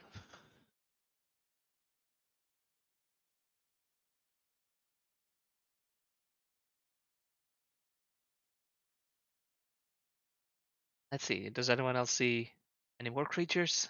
Or, I mean, they're plants, so There's yeah, this is gonna be hard. probably spiders in that spider web, though, right? Yeah, probably. I don't want to stay too close to it. I don't like spiders. I'm more worried about anything that makes that large a web trying to snack on me because, yeah. And with Perhaps you that, should. Oh, sorry. Go ahead, Taryn. it's gonna. And with that, I am moving my way away from this web. Should we take a quick look around and see if we see that black orchid, or did you already do that? Well, I couldn't see a black orchid from my vantage point in the tree. Yeah, and if what Ashara said was correct, that it's Zalkore's prized possession, it's probably the a center or somewhere farther in. North, yeah. Now that I Alright, think about it, let's go. On these vegetable people? Probably not, right?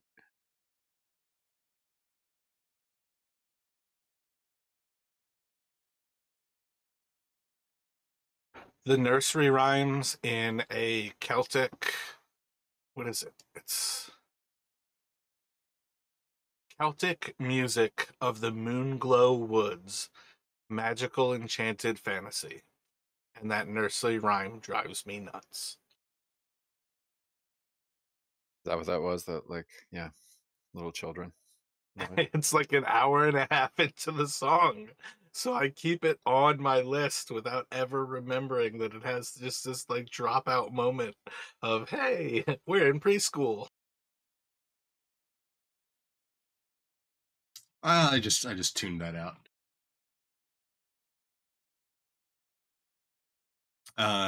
Yeah. So, yeah, Jarek agrees. He should keep moving. He'll kind of move up to take kind of his position, same from before, from behind Taryn. Taryn wants to kind of scout ahead a bit. I think at this point, Jarek will leave like maybe 10 feet between them. Gotcha. I just switched back over onto the actual map. I have the music like under the map, and I feel like I saw Terran move from a more rightward space. Like you moved east to west. Where were you? Just in that one? Well, my All right, original position was like there, I right? gotcha. And then I moved up here. All right, screw it. For what it's worth, I'm going to reveal them anyways, because you are going to see two more of these zombies. I really should have just left you guys in initiative order. Yeah, so as you kind of move past everyone else, in that moment where Jarek is kind of like keeping you, I don't know, keeping that thought fresh. I can't remember specifically what Justin said, but I know you're kind of saying like to keep an eye out for more of these things. You're going to spot some more of these areas where the flowers are moving unnaturally, and you start to see like the faces in them. What is Taryn going to do? Terran is gonna, yeah, he's gonna move up and attack the one to the north. Gotcha. So with that attack dealing 8 damage, it's a solid strike into the creature. Not doing anything extreme here. Any bonus action? Yep, bonus action disengage and just move back to the others.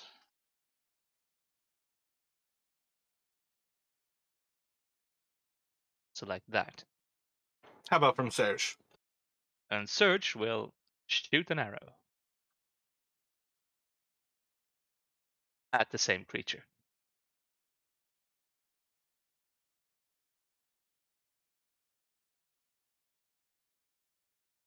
And he's got another shot if we go ahead with that idea that they have extra attack at 5th level. Um, so that will put this creature into a mortally wounded state, and it will go to Jarek. So Jarek moving forward, charging forward, up to and engage it with the. He's got it in the kukri form now. He's also, with his bonus action, drawing his short sword as he's running in his offhand, but just slashing out with the kukri.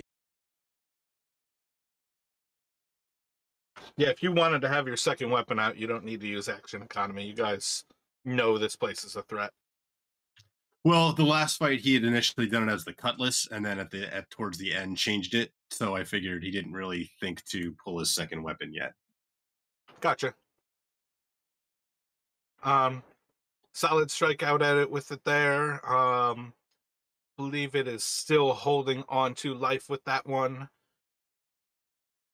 And with that one, it is going to fall. All right, so that's it for Jarek. Zeros will start moving up. No reason that he can't see that other one either. Okay, so he might be, like turning to kind of point in that direction as he sees Zeros coming up, and then Zeros will turn, and if assuming he catches sight of this one as well, we'll loose Eldritch Blast at it. Yeah, on some level, I'm thinking like with a little bit more of a familiarity with these things, they're far less powerful. Yeah, that's gonna like blow like a little leaf off of this creature. Doesn't seem to have like much of an effect. Can't tell whether you missed or whether you hit it. And so is it the same for Zeros? Does he have essentially 2 blasts now? Yes. Jeez. Specifically, it is clutch to remember with Eldritch Blast. They can target 2 different things. Oh yeah, I guess that's why you do roll the same one. But yeah, it seems like you're kind of like just a wind affecting this creature. And then it's gonna go to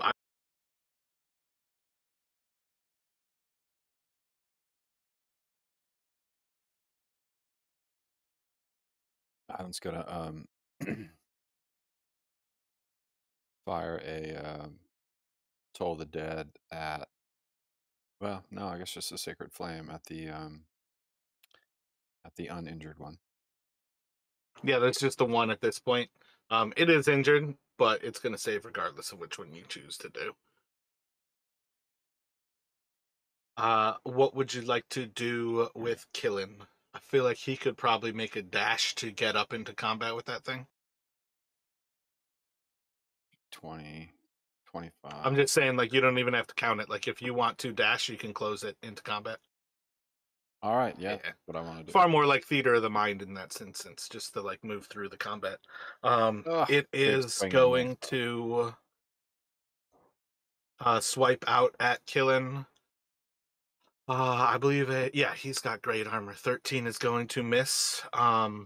With that next round, you guys can clean up that creature without a threat. Let me get perception checks from everybody here.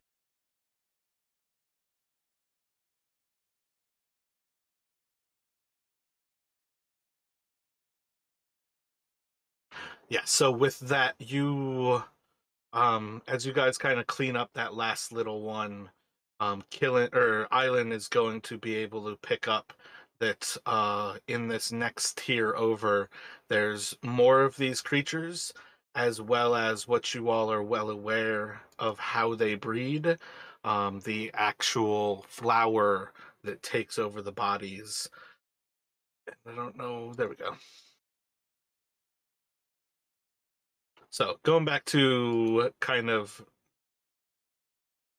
yeah, let's actually take it from Island's position on initiative, and go from there. Give me 1 second.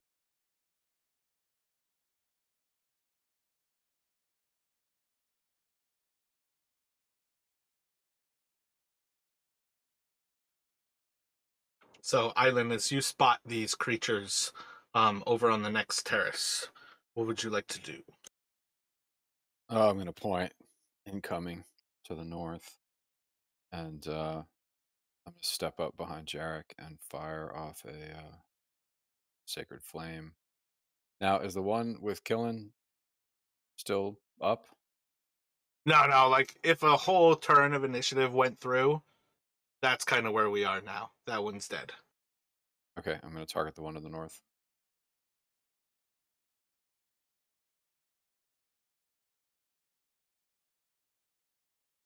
You're going for the actual flower, right? I'm going for the Just the closest one? closest one. Yeah.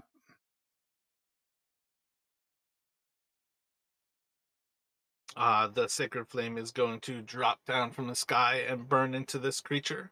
What would Killen like to do? I think I have a bonus action still on island. I think I'm going to cast. You most certainly do. I cast spiritual weapon and launch it over there. Let's see. Yeah, 60-foot range. I can reach. Let me check. Yeah, you most certainly can. All right, so I'm going to cast sacred weapon. Spiritual weapon, sorry.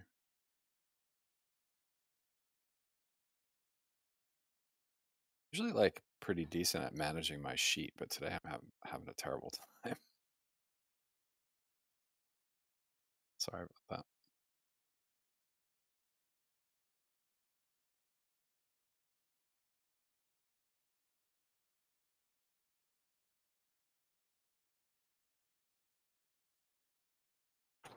So the sacred weapon will have a solid strike into it.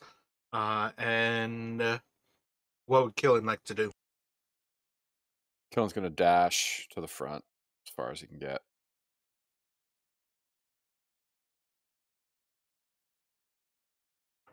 My bad. I had to move it because you can't actually see the yellow creeper until it starts to move. So I moved it. Okay.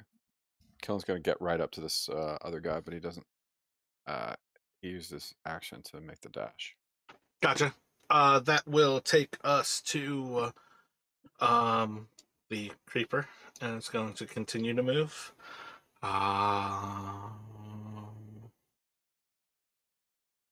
Yeah, and then it's gonna go to other zombie that is on killing, and it is going to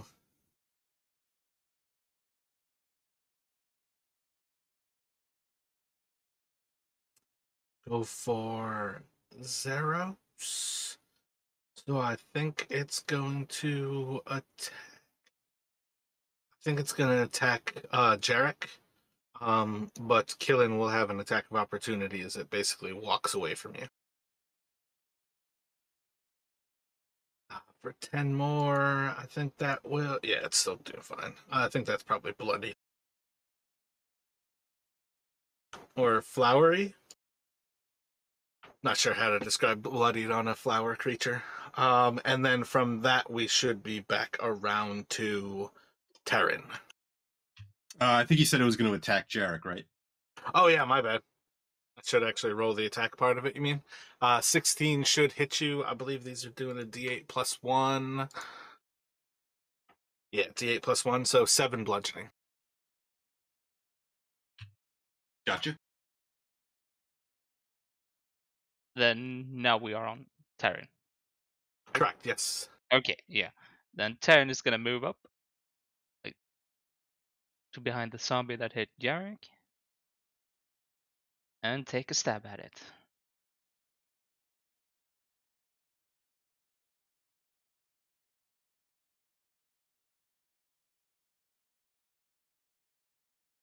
Solid hit for 17, 21. I don't. I think that's a nat 20. No, it's a 26 for it to save. That is going to destroy that creature.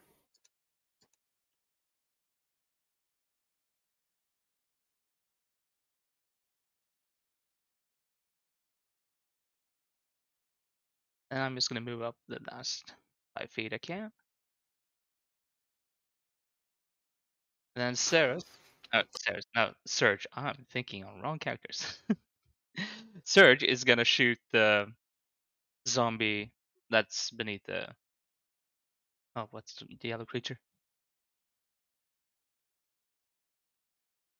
Gotcha. So he's going for the next humanoid, and Yep. then after that, it's going to be Jarek. So you can take 2 arrow shots with him there. First one will hit. The second one's going to miss.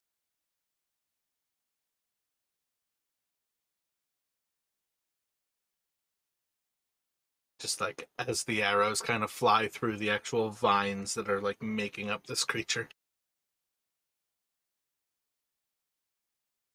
So Jarek is moving forward. I think he's gonna like shout out like, "Don't get too close to that thing," kind of pointing towards the flower thing. I think we've seen what it's capable of before. Um,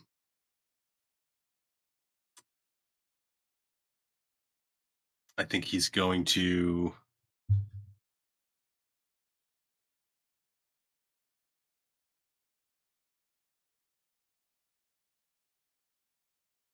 Yeah, he's going to. He's going to hold an attack. If something gets within reach, he doesn't want to get too much closer to that thing. Like he doesn't want to dash in melee, so he's going to hold an attack if something comes within reach. Zeros is going to move up, and he is going to launch a pair of Eldritch Blasts towards the. Kind of hearing what Jarek's saying, thinking maybe this thing is a bigger threat, is going to launch 2 Eldritch Blasts towards the flower. So for what it's worth, if he attacks before he moves, he's got a better shot, but same idea. Oh, okay. I wasn't exactly sure how the viewing worked. So yeah, he would. Yeah, that was me trying to remind you guys, like, those trees are not stumped. I feel like those trees are like massive canopy that would block this whole view. Okay, yeah. So he would kind of like shoot off and then move forward. I don't think I would do more than would make those miss. So another 8 points of damage into it.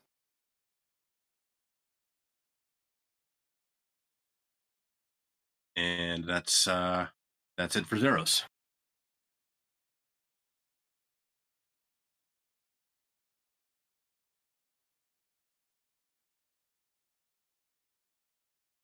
Was Killen holding his attack?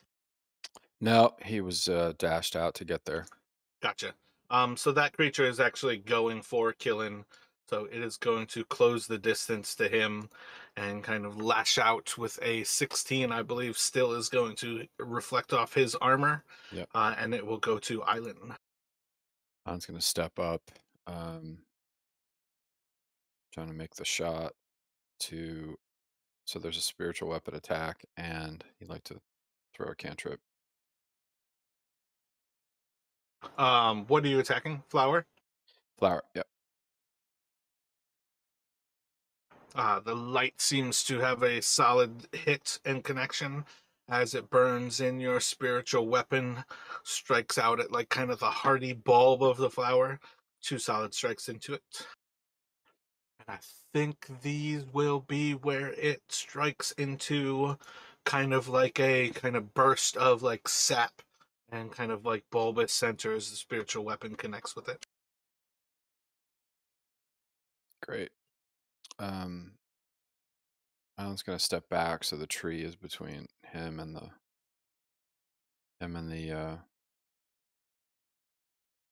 flower, and that'll be the end of his turn. Then Kalen's going to attack the guy in front of him.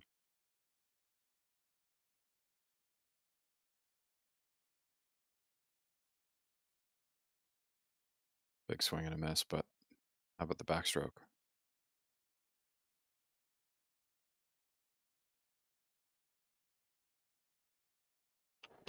So first attack will miss, second attack is going to hit. Severing some of the actual vines, giving it the bloodied condition. That's it for him.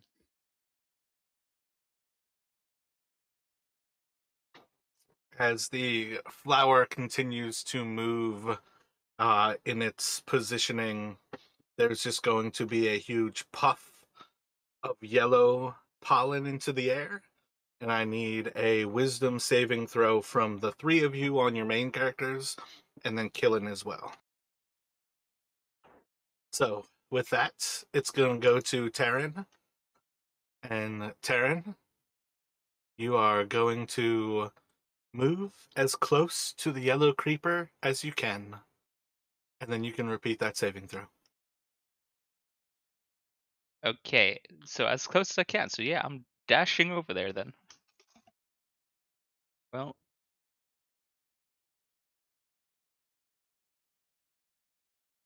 so like that, and a wisdom saving throw.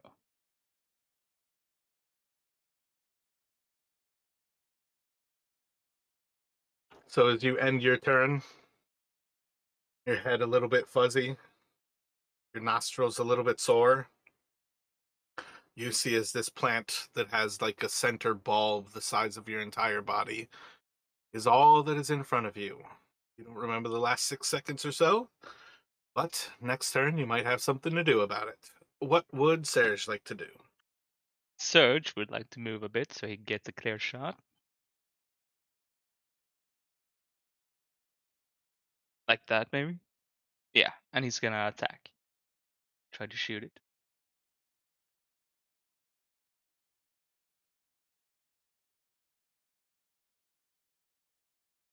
So ping ping 2 arrows into this creature as he's watching his like paramour Terran moving closer and closer.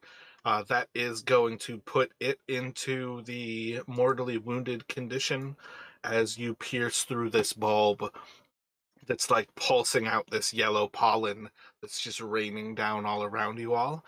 And we should go to Jarek. Also, Mara, just FYI, it looks like that guy Faustus is hoping to listen in. I don't know if you saw that or didn't want to interrupt stuff, but just Oh yeah, you're good. Yeah, I did not see. so Jarek is going to, seeing Taryn kind of moving forward, is going to kind of like shit, and then he's going to rush forward to try and try and kill it if he can. Slashing out with the kukri.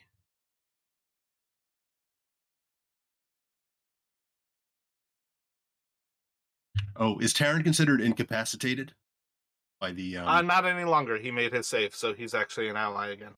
So you do indeed have a sneak attack. And then, if it's still alive, gonna slash out again. Oh, you know what? I failed one thing in that it has regeneration. Ooh. I think I failed against Islands. Sacred Flame. Yeah, so that's going to kill it. I failed to take regeneration into effect, but it does not regenerate when it takes radiant damage. So it wouldn't have regenerated anyways.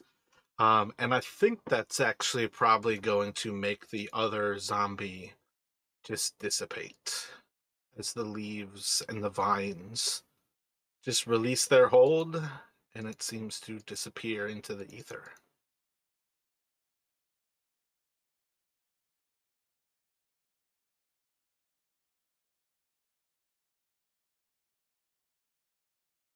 Nice. Another close one, Taryn. Maybe. We'll have to. Sorry.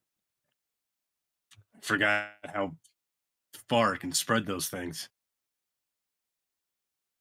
Yeah, it's been a while since we faced one of these. What do we think the range is on the spores? Is it like 30 feet?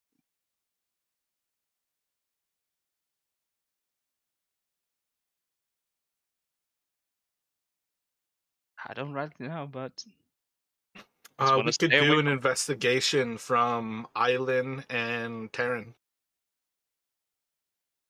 I can't do a perception. No, you have no problem seeing the spores. It's guessing how far the distance is. You have a pretty solid understanding that it's right about that 30-foot range. Got it. We'll probably see more of these, I would think, today. Yeah, I think there's a high chance of us seeing more plant monsters in here. Seems to be the running theme.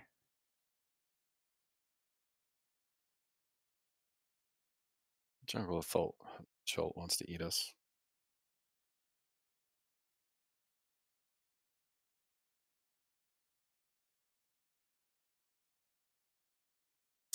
If we take a look at the zombies, does there seem to be any like uniformity in what kind of in like their appearance, or are they like different types of flowers and things? I'm just Jarek's thinking like, is there some way maybe we can even get a uh, better idea of like where they might be hiding if they. Um, I think doing any like closer inspection, you find that there's less and less body attached to any given flower.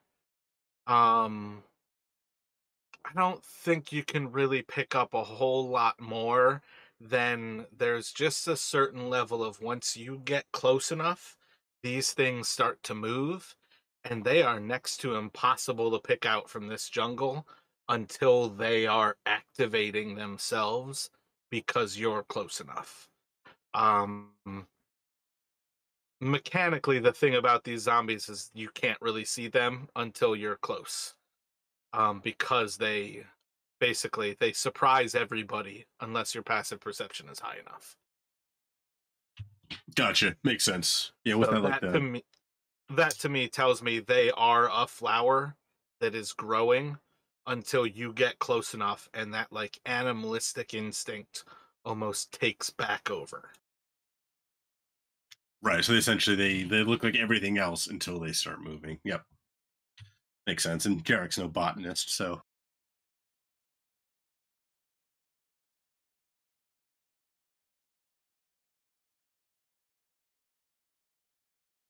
So I think Jarek is at this point thinking if they are possibly going to run into more of these flower type things, is going to switch out his bring out his bow again rather than the sword, and then kind of look with the look towards Taryn, kind of like I'm right behind you. We should keep moving. All right, everyone ready? So we can keep heading further north. Yep. And like with the same idea, Jarek will be keeping about 10 feet between himself and Taryn, kind of falling behind.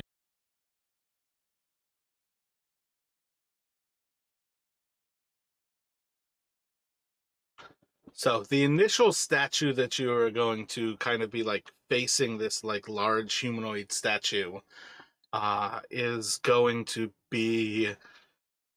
Let me actually get a religion check from Taryn and Island.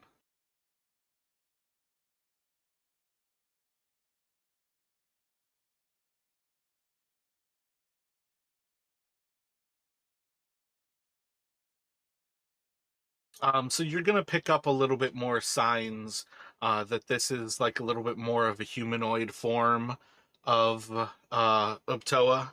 Um, no, my bad. I said that completely opposite. This is like an actual like humanoid form of like the Chultan people. A little bit of signs that this is not like a shrine to Uptoa so much as this is like a dedication to someone like of a human form. um, but seems to be kind of like a classically handsome male with extremely large like embellishment to the actual face, where the actual like head is almost the size of the rest of the body. Very much how we would kind of understand almost like caricatures of this day and age. But as you kind of get onto that stonework, you'll see plenty of area where like the jungle has like started to like chew up the stones, as well as then another little garden of kind of wild flowers that is guarded growing like just north of where you are there. And then you I don't think you would necessarily miss that there's down inside of that little canal where you are.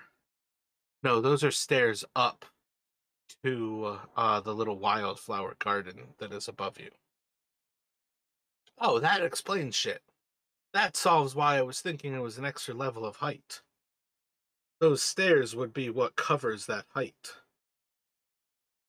Yeah. I knew I wasn't crazy as fuck thinking that the actual stonework was another like 20 feet up.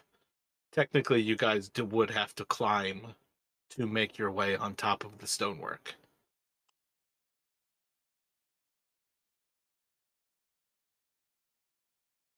My bad.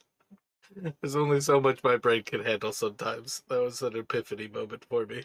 I feel like just the map that I harvested here does a bad job of showing that it's a different level. So, like the stone just to the left of Taryn, who essentially have to use those stairs over to his right, and those are the way you can climb those up to get onto the like the tile-looking stones. Yeah, I think it goes back to where when I revealed most of the map, it was kind of a mistake. It was definitely pretty on point to keep you all.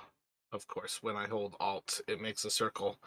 But to the actual like initial steps is this like stepped area of the garden where you have those 6 little canals to enter from, and then these would have been a stair up to the next level, and these would have been or are a stair up to the next level, and then like all of this is basically 20 feet above you all right now. Gotcha.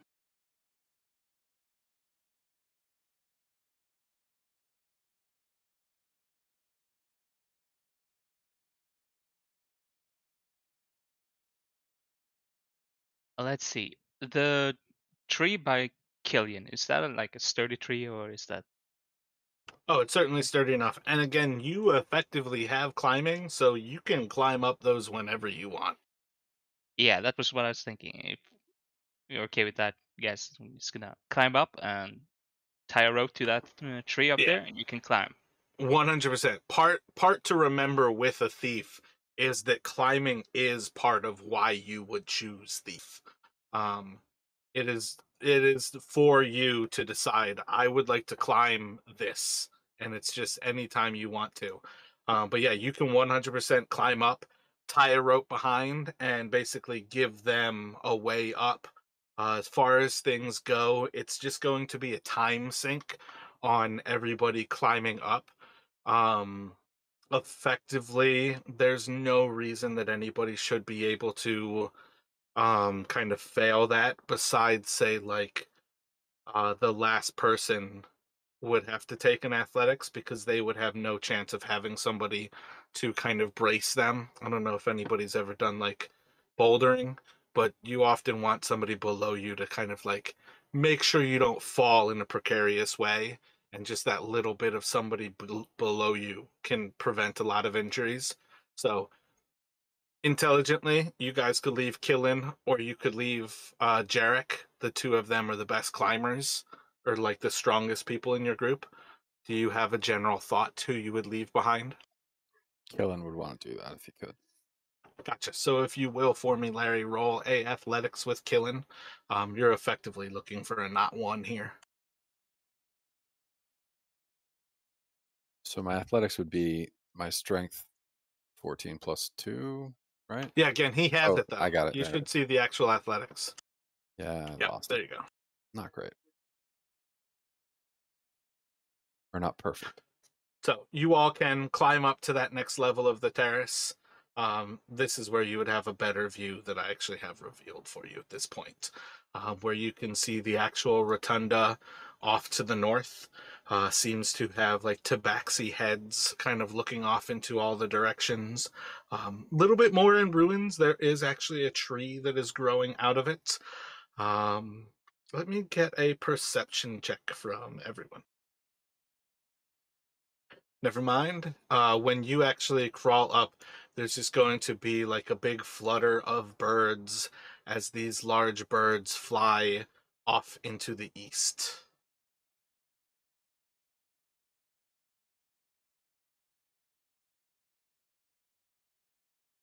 Let me at that though have animal handling from anybody who has animal handling. I don't think any of you have it. History checks. You can do a history check from Island.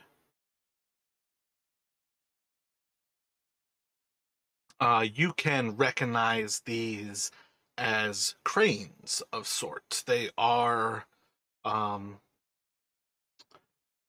like large wingspan birds, really long beaks. They kind of walk around on really long legs inside of swampland like this and feed on fish.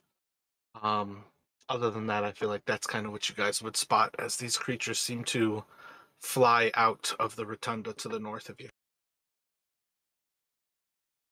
What do you think, Taryn? Yeah, I'm thinking just move on. Yes. Still need to find that black orchid. So, and I haven't seen any signs of it yet, but do we want to check the rotunda or do we want to check the middle part? Because it's supposed to be something precious, so might be in the middle. Maybe we want to follow the birds. Might be that too.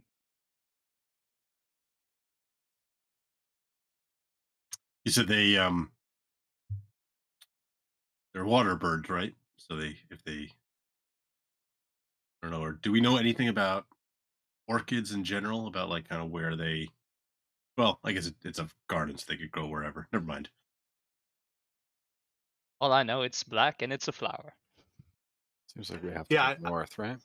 I think part of what he would recognize from the birds is simply that this is definitely their habitat.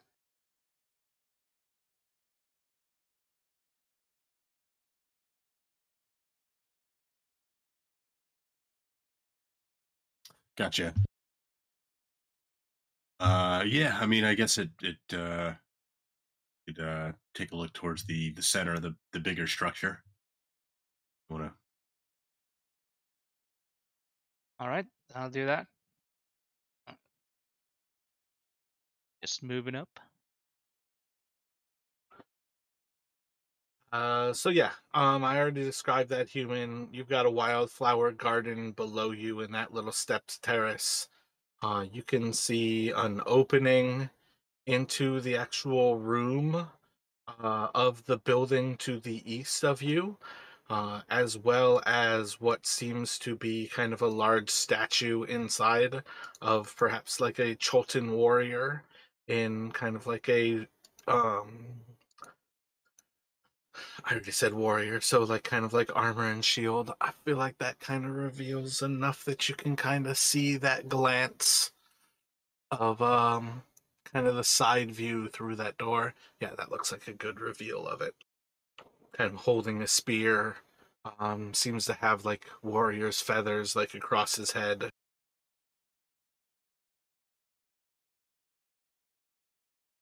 And relay that back to everyone else. Ellen, you think you want to take a look at the statue? If that's anything you're interested in. Yeah, totally. All right, I'll move closer. Tara continues to follow about 10 feet behind Taryn. Can I try to decipher um, more about this? Can I study this statue and try to understand it a little more?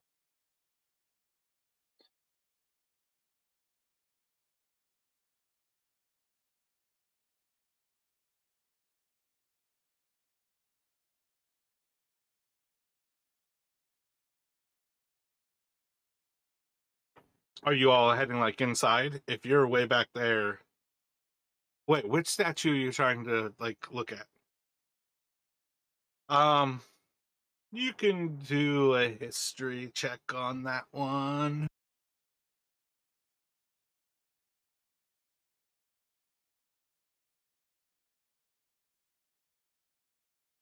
Not so much.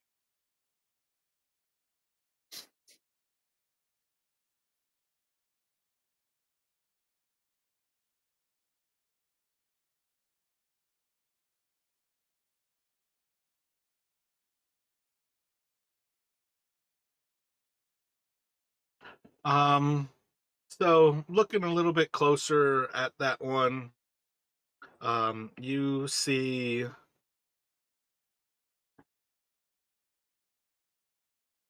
hmm, you see some writing in what I think you can recognize as old Amauan. Omauan? Yeah, I feel like that kind of makes sense. Old Amauan. Um, Not necessarily able to make out what it means. The actual face seems to be perhaps a little bit angered, proud, maybe condescending. Um, but you kind of have a little bit of a sign that there's like this text that you could write down and perhaps take to somebody who knows more than yourself. But you do see signs where there's a particular word that is scratched out, and there is another word scratched in replacement. And it's stone. So when it's scratched out, it's like chipped out, very purposefully done. I think maybe I'll try to write down the word that it's replaced with. Can I make out the word that's been scratched out? I mean, for what it's worth, that's what your history check is. Like, that was you failing to recognize this sentence. Yeah, I was thinking I'd write down and ask them when we get back to Yeah, I Crucible. don't think it's like absurd for you as an archaeologist to write down the entire sentence, though. You don't have to pick just the word Okay, I'm unless gonna you want to write just the word. No, I'll pull out my kit and scratch that down quick.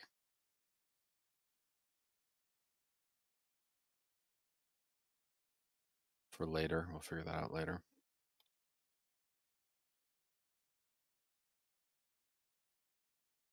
Obviously, I'm very excited about this, but it's not what everybody else is doing, so I'll try to go quickly.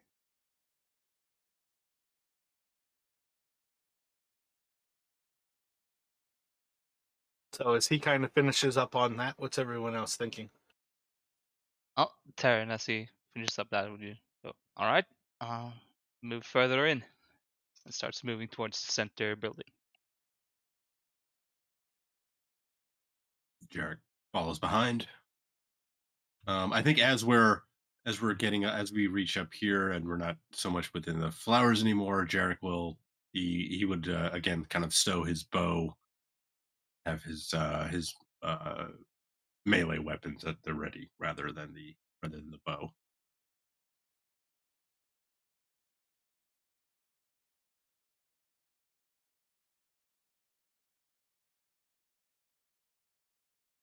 So, Taryn, as you close a little bit more inside, you're going to see that this structure had two levels to it.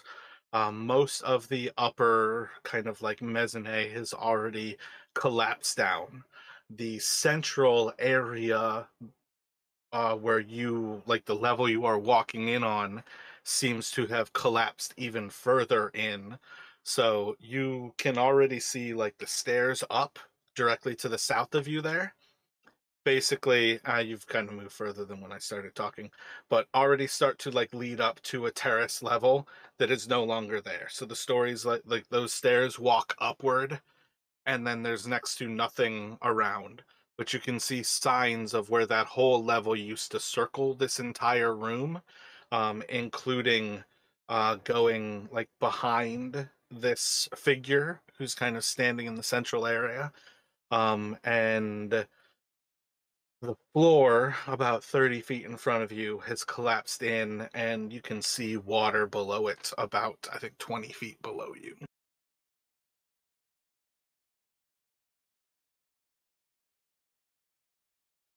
And I think that statue is probably about 9 or 10 times your height. Oh, you said 3 feet? Let's go for it about like 7 or 10 times your height.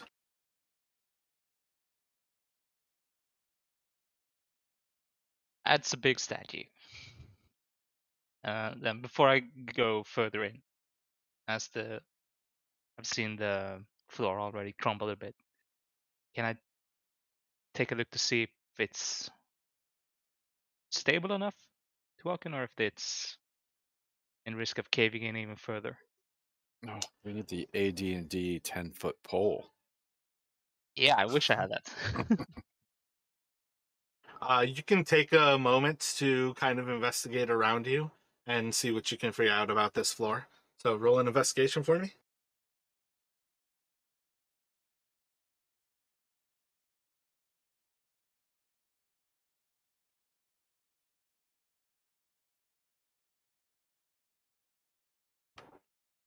So yeah, as you kind of look around, you see most of the floor seems to be still rather level and kind of intact. You do see signs that perhaps it is the water like flowing into the Tyrannosaurus's mouth that is kind of like pooled up and started to erode away at the floor. You're feeling safer in this room as long as you don't get towards that edge of the pit that is already there. All right, I'll relay back that to the others. I'll take my first step in. Yes, suggest we try and maybe keep to the edges much as we can.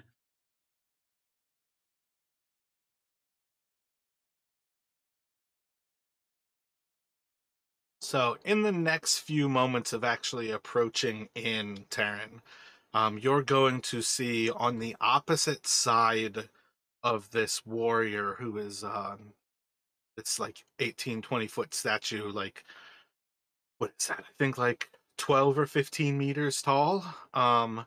This statue, there seems to be a statue that's maybe twice your height that is below its shield and kind of covered by its like thigh. And this statue seems to be reaching for something underneath the warrior who seems to be defending them with their shield. That's a cool statue.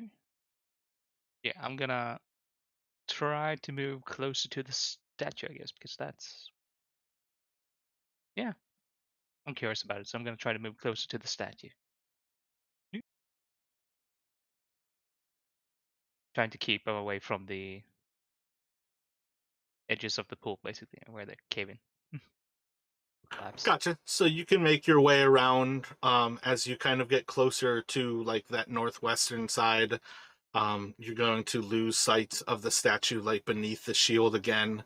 But you can basically, depending on where you're trying to move for it, you can get to that statue.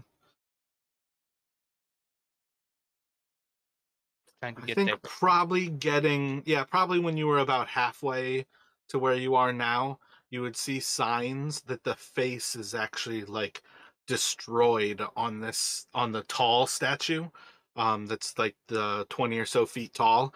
That statue doesn't have a face anymore. It is almost entirely destroyed. Uh, yeah, I guess I'd format this. Can I tell if it's like deliberately destroyed or is it like cave in or? From where you're at now, with how much destruction is in this room, I don't think there's a way for you to tell. You could certainly climb up and get closer. You could do something to do a closer investigation. Just let me know what you would like to do. Then I would like to try and climb just to see if the damage is more purposefully done or if it's just time. Gotcha. Let me get an intelligence from you. Um, and you could add. I was thinking insight or investigation. This is without even thinking about whether insight or investigation is intelligence. I feel like insight is wisdom. Investigation, I think, is intelligence. Yeah. Okay, yeah. So your proficiency bonus right now is a plus. Well, actually, do you have expertise in investigation I have or insight? insight, so insight is a +8 and investigation +7. Gotcha. So you rolled a 6 plus 8, 14. I think you spent enough time hanging out near Island while he was looking at those words out there that there is indeed an old Omawan word, kind of like clawed into the stone right next to this thing's face. 2 words, actually, my bad.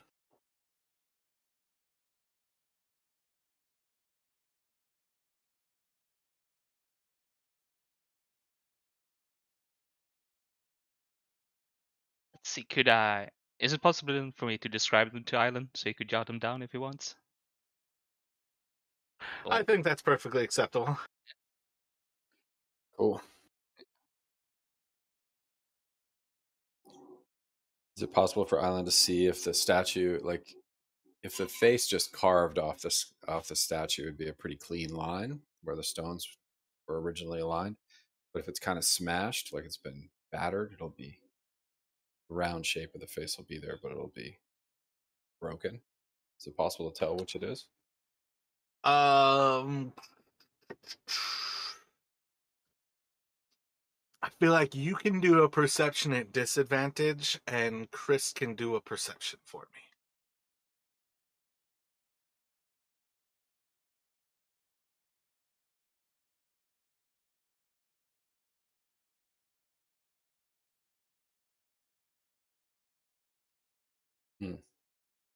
I did it. It just didn't go to the sheet because I used What roll?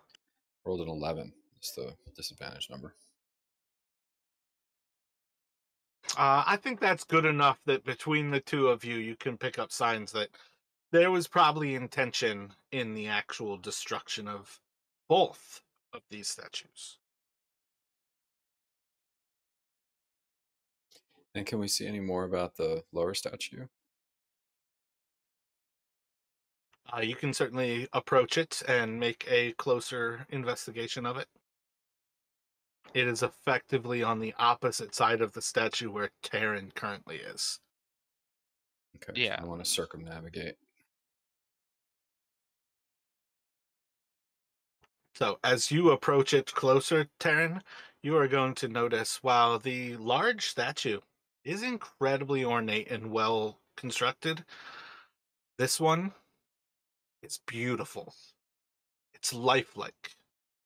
You could almost imagine this were your friend, Serge.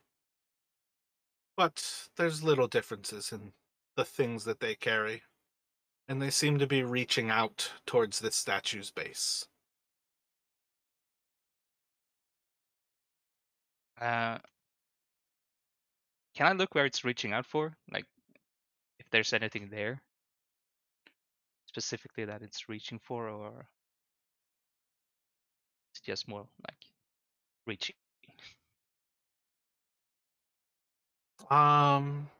You kind of like draw your eye in the direction, and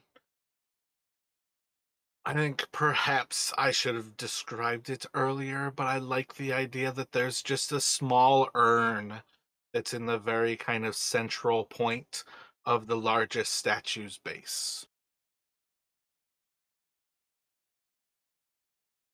Roll an intelligence for me, Taryn. Actually, you can do an insight. As you're kind of thinking about this small urn that's like a part of the large statue's base, the small statue does not have a base. Oh, Alan thinks that small statue used to be a living person. yeah, that's creepy. And it looked lifelike, basically. So, yeah. Ooh. What race is Surge?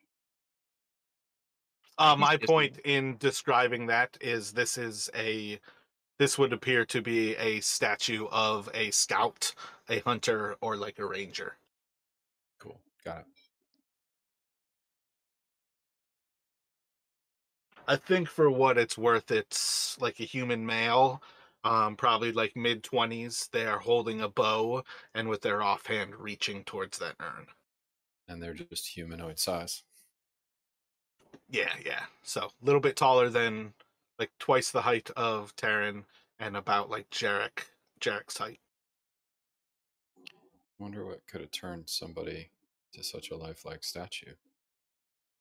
You all can give me Arcana or History checks.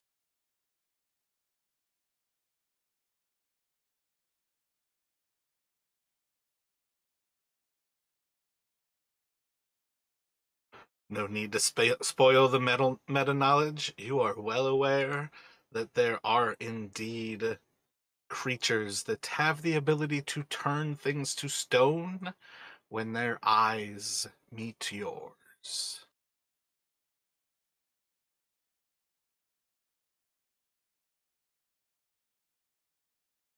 Ah, crap. Oh, I'm gonna take a look at the urn. Thoroughly creeped out by the statue, and cautiously take my way to the urn to check what's inside it. Is the lifelike statue, is it looking towards the urn, or is it looking off in another direction?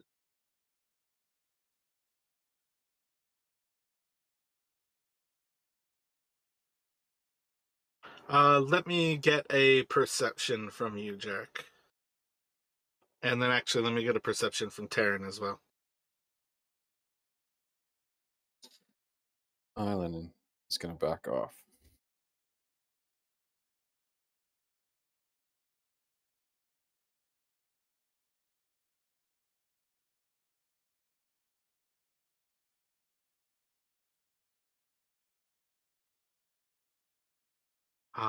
So from your concept there, Jarek, I think yes, this figure seems to be looking towards the urn.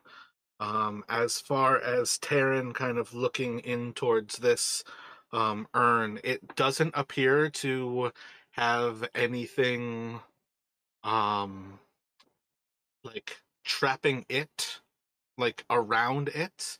And eventually, as you kind of take a moment to look inside, it appears to be filled with ashes.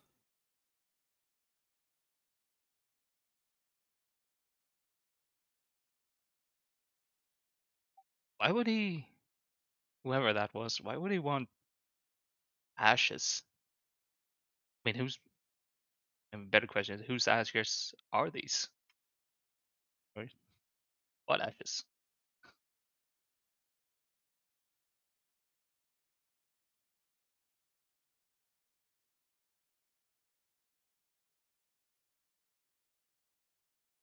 Perhaps he didn't actually have time to see inside before whatever did that.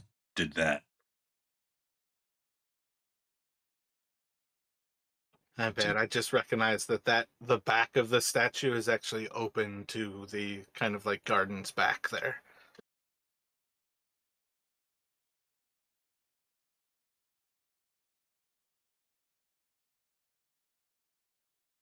Oh, so that would be kind of like a Like a little balcony? terrace. Terrace. Yeah, Yeah. balcony.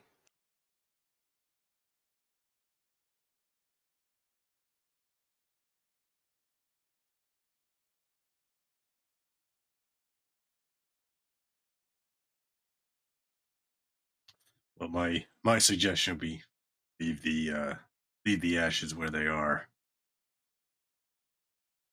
Like, don't reach for them. That seems smart. Yeah, no, I'm not terribly superstitious, but if this is someone's remains, I don't really want to disturb them. That seems like a bad idea. Oh, where could this thing be? This orchid. Doesn't seem to be in here. Could see if I could spot something from the terrace. Northwest? Or just due north? I was thinking like I could walk out on the balcony terrace and just see what I can spot from there. Mara, is this flower garden um, at the same level as the stones? Same idea with that one, where it's like I think 10 or 15 feet down. I think with a little bit of interest, Island would easily be able to spot that the tree that is growing up out of that one actually grew up in the stairs. So the stairs down into that one, like the others, were destroyed by the tree. Got it.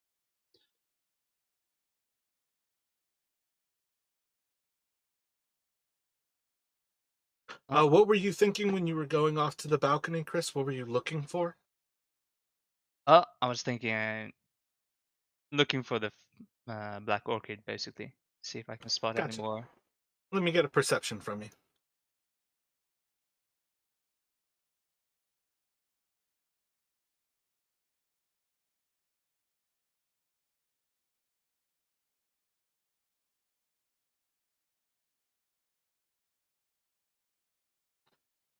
So looking off over the back of this balcony, you see a large statue crumbled into this actual little pool of water that is below you.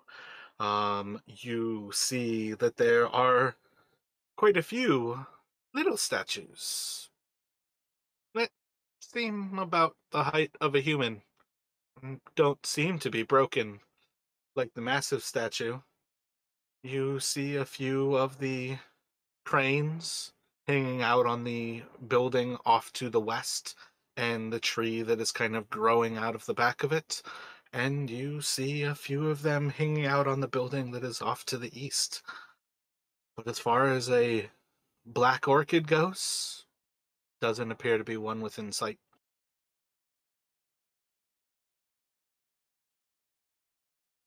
Yeah, sorry guys, can't see the black orchid from here, but there is a building to the east. Yeah, it's a chance to look there at least. See if maybe something's there.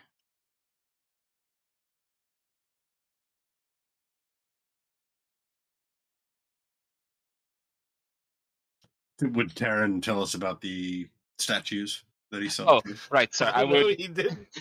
I'm sorry. I skipped. I did it in my head, not out loud. Sorry. That I was my relay. question. Is like, is Taryn hiding the other creatures? Trying to No. lure us to the east. Yeah, no. I relayed that information. All that. Yes. I know you guys are prone to panic, so I'm not going to tell you about the other creatures that have been turned to stone. You think cranes can turn creatures to stone? I mean, I don't know much about cranes, but this is Chult. Most things here have been really weird, so I wouldn't put it past them.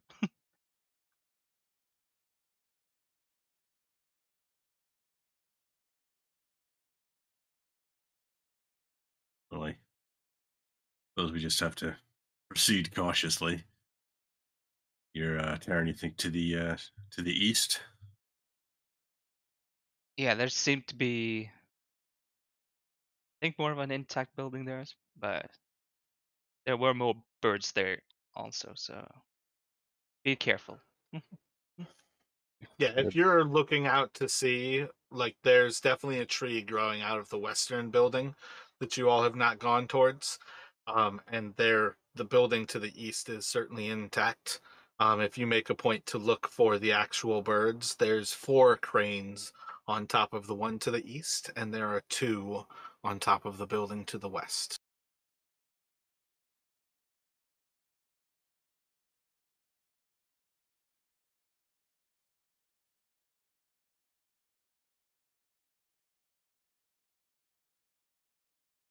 As the island's going by, he wants to get a better look at the urn.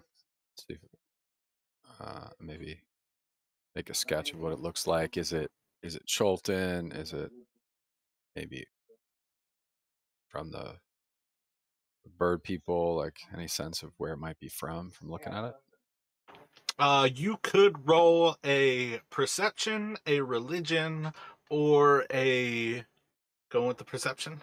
Yeah. I'd say it looks pretty traditionally Chultan.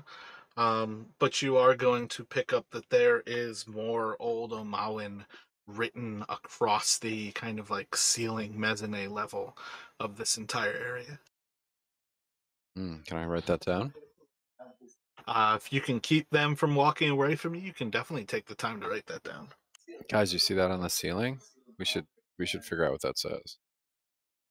Can you give me a minute? Oh, all right, sure. Any of it crossed out, or is it just original?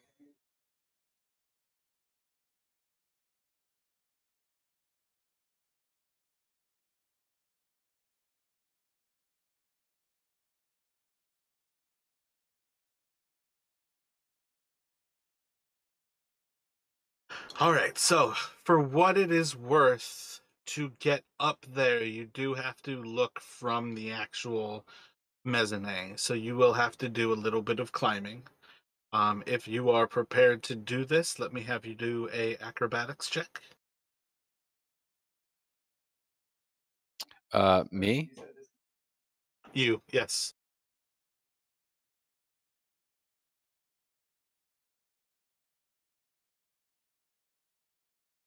So you can take the time to climb up there, and with a closer kind of view, and kind of pushing yourself around most of this mezzanine so you can actually get like a good look at a bunch of it. You are able to write down the 3 or 4 sentences that comprise it. None of it seems to be crossed out, though. Interesting. All right. I'm excited about this. Thanks, guys. No problem.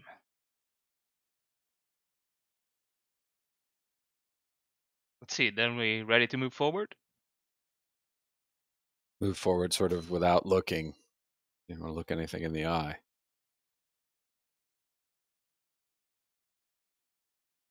So, all right then. Close my eyes and walk forward, right into a wall. Yeah, I think we have to use our eyes, but I think we have to be careful also. Yeah, I'll keep an eye out, see if I can catch anything before it turns me into stone. So moving out of the east there.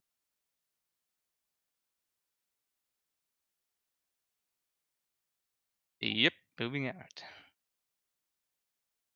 All right, and the moment your eyes catch the sun, Terran turns to stone. No, I need you guys to roll initiative, though. Oh man, it's so close. I want to skip this. Yeah. Let me get wisdom saving throws from all 6 of you. So really, Island, Terran, and Zeros.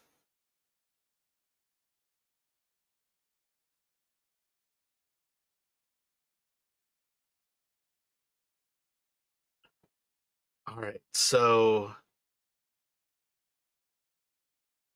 as you step out into the open air, Island is going to kind of just pick up or actually, realistically, Terran is going to see as there is a massive, like, puff from the northern garden.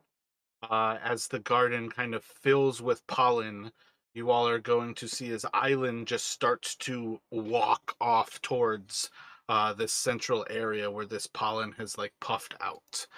And I think the other thing that is going to happen is going to be Chris. I need you to make a Constitution saving throw.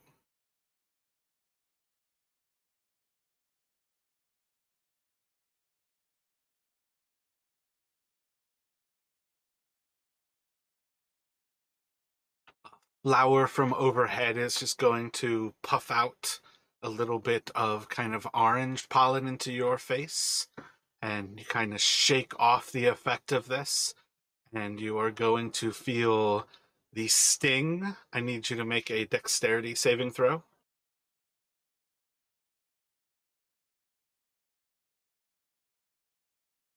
And you kind of move away from this flower that is kind of reaching out, and this yellow blossom is kind of like pricking out at your flesh.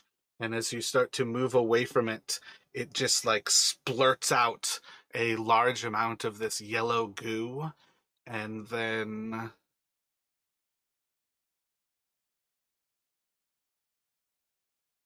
18 should hit you.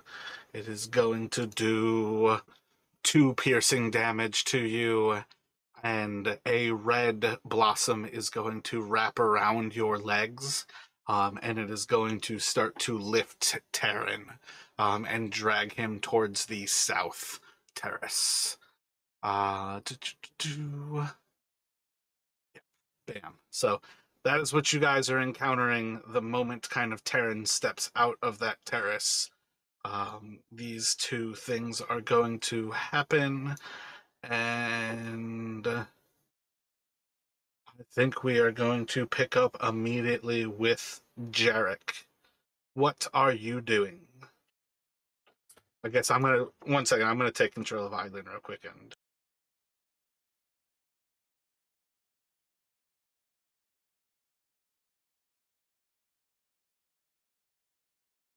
yeah, I think that's pretty much what he would have done.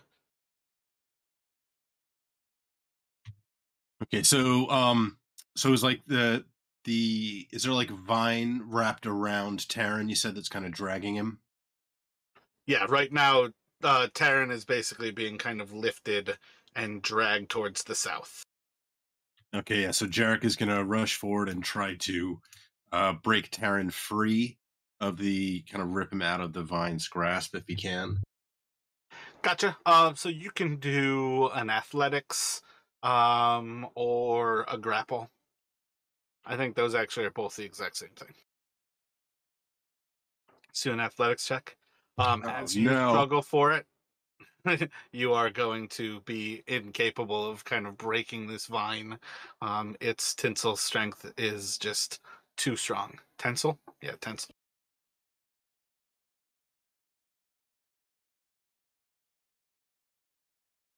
Um, and You want an then action surge?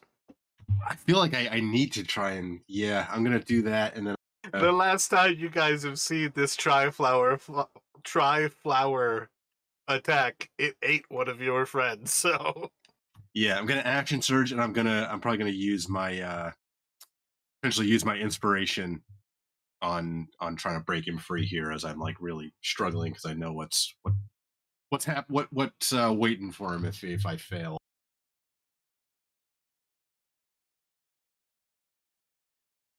yeah, so with that one, you are definitely going to be able to, with that second effort, be able to break the red blossom free, and it's going to very quickly kind of shrivel away.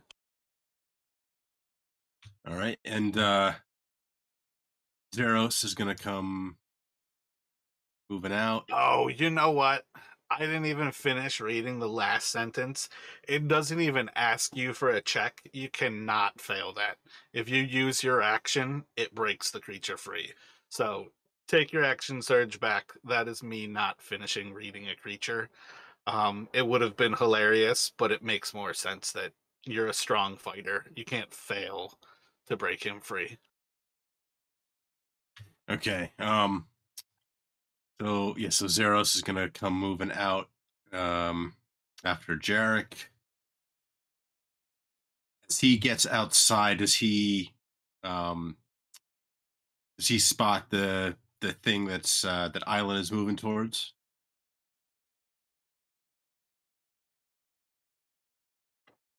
Yeah, for what it's worth, I should have revealed the southern one too, but yeah, you guys can see both of these. Okay, yeah, so Zeros is going to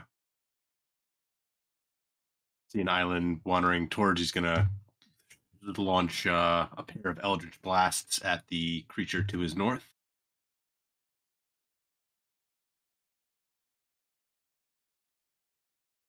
So as he's releasing these towards this creature, this is a massive, like frond leaf. It is opening, and it just has these sharp spikes. This thing is effectively a human-sized Venus flytrap, um, and it's like opening that maw as Island is walking towards it.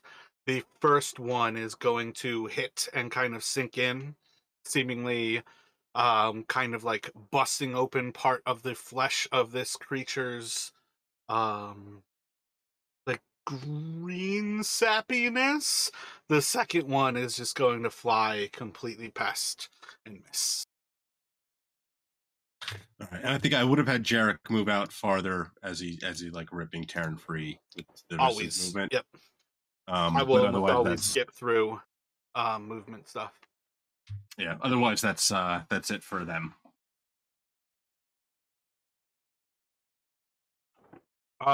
Technically I should have given Island one more chance to save. Do another Island save before your turn, Island.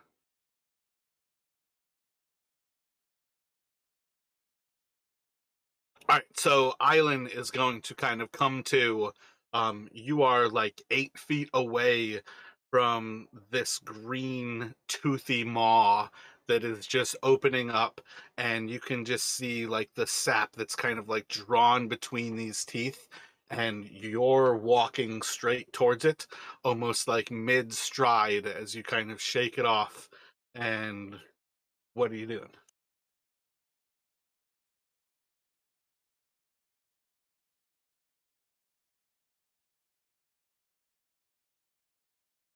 I'm going to do that first. And then I'm going to back away.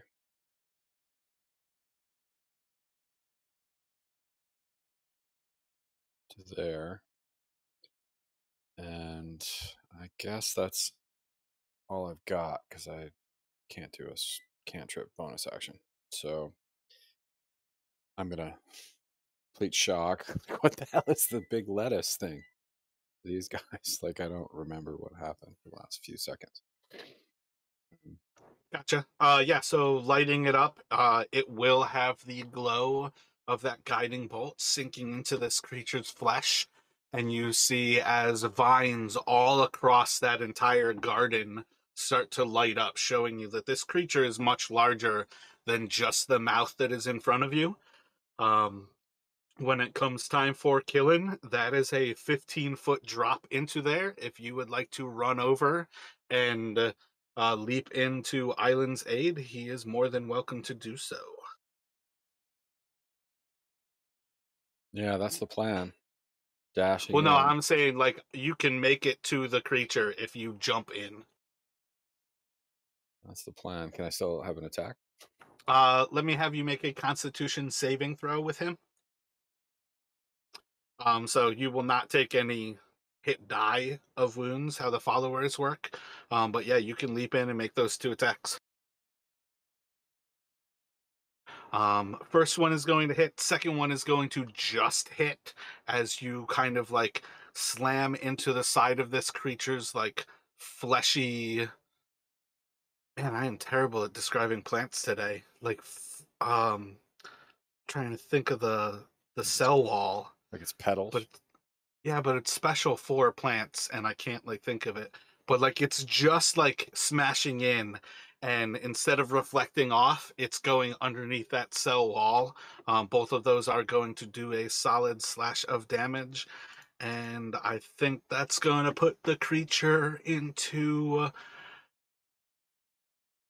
mortally wounded. You're going to see like it is gushing out sap at this point.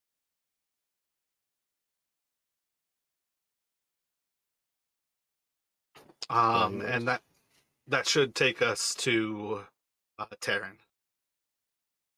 Well, Terran, having been freed thanks to Jarek, and seeing Killen jump into the fray, he's gonna follow suit. And can I make it all the way there? So I'm gonna have to take your bonus action to dash because you're gonna be half movement to stand up here. Yeah, I can do that. Like cunning action dash. So yeah. And I think for what it's worth, you can climb down the wall instead of potentially taking damage because you're gonna have 35 feet. Yeah, I feel like you can climb the 15 feet down. But yeah, Yeah. I don't know if you're thinking about that, like not hurting yourself to leap down there.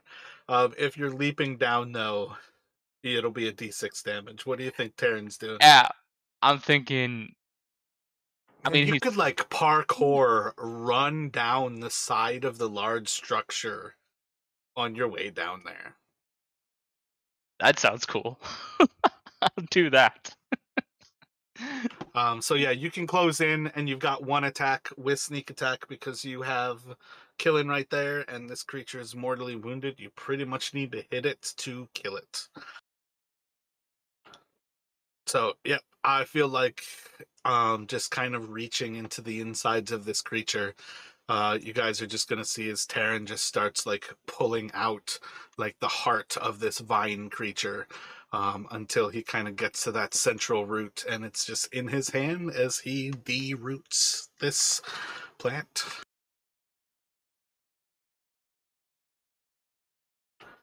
And then the tri-flower is going to. Oh wait, Surge. Oh yeah, my bad, Sarah. Yep. Yeah, he's gonna move out and basically shoot the tri-flower. So like that, and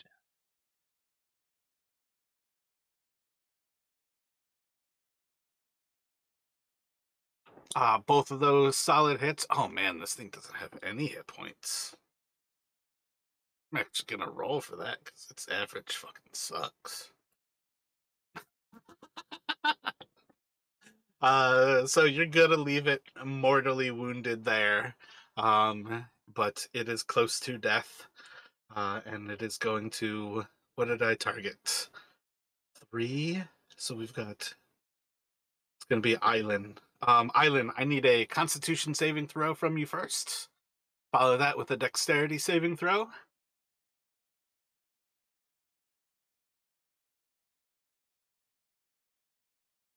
Yep. So you're going to see as like a yellow blossom or an orange blossom puffs out a cloud of pollen into your face.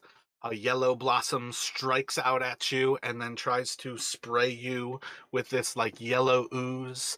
And then a red blossom strikes out towards you to try to wrap around your feet and very quickly moving away from the pollen, dodging away from that acidic goo, and then stomping down on the red flower.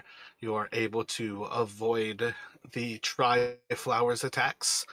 You guys will be able to dispatch that flower with no difficulty. And you hear as the birds on top of this structure are just going into kind of a cacophony of screams as you're going to see the other birds kind of flying over from the western structure. And there's now 6 birds landed on top of this pagoda, kind of looking down at you all. They seem intelligent. We can like communicate with them. Would you like to make an animal handling? What are you trying to do? I'm trying to understand why the birds are protecting that space. Like cranes are So that might clearly be not insight doing then. that. Okay.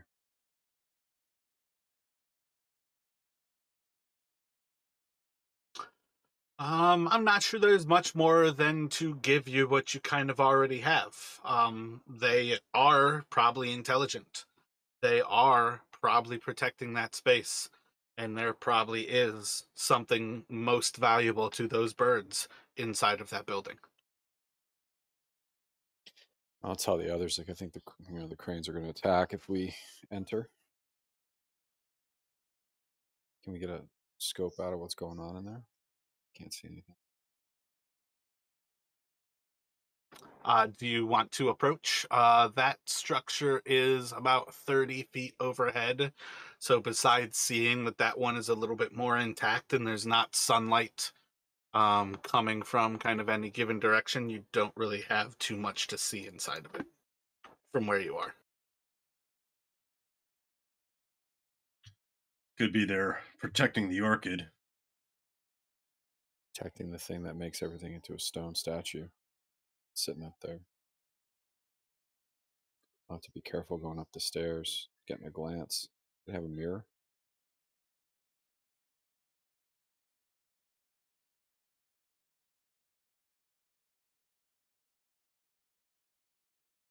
No, Try I and do not have a mirror. try and keep your eyes down a bit. Yeah, well, let's go take a look. Who's going first? So while you all are speaking about a mirror, you are going to hear from within. You are in no danger here, children. You've come to my home. Enter. Oh, that must be Zora. Zalkore. Zalkore, We've we've come. Ashara sent us.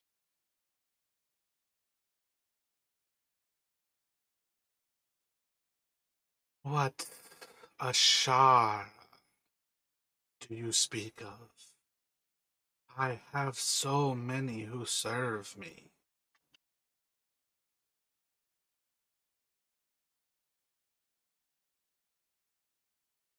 The leader of the. Somebody help me. Karakoa? You mean the Arakokra? Yeah, the Arakokra. Ashara, the leader of the Arakokra from Kirsabal.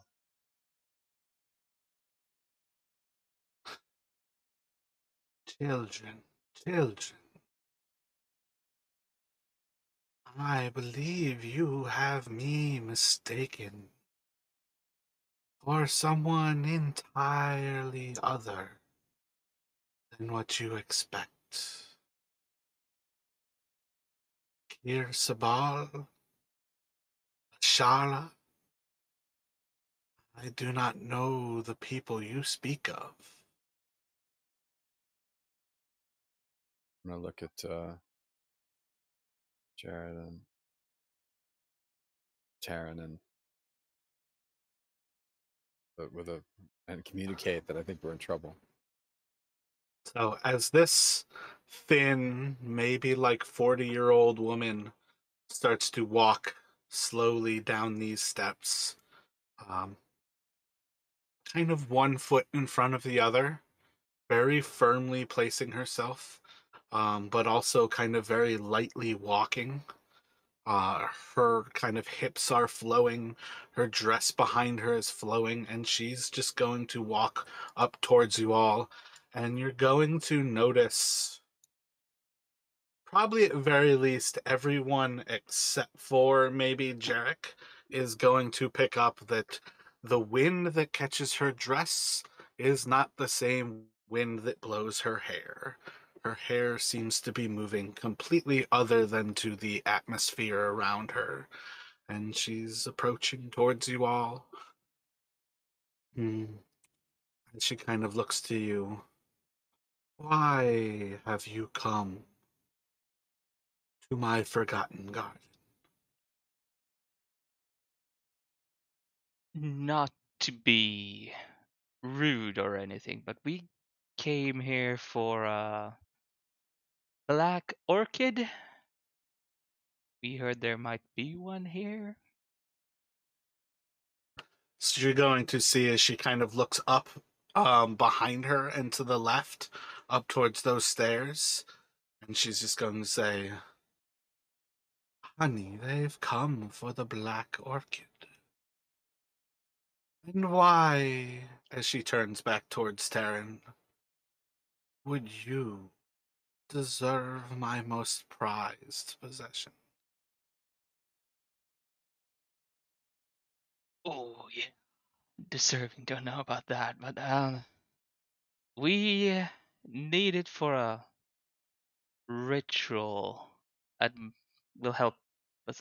And he just glances back to like Derek and Alan, and then back to her. For a ritual to help us get to Omu.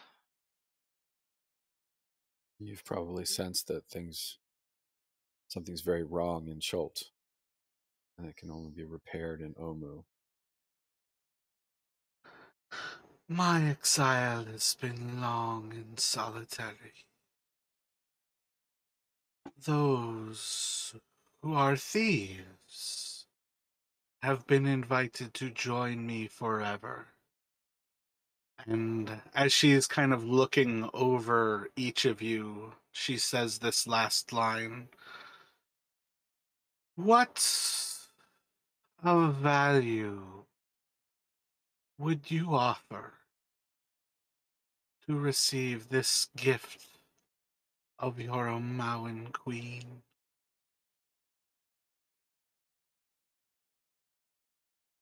Um, uh, I'm sorry. You said you were a queen? Uh, I think we might have met some relative of yours, and we are out to help them. So maybe you could help us.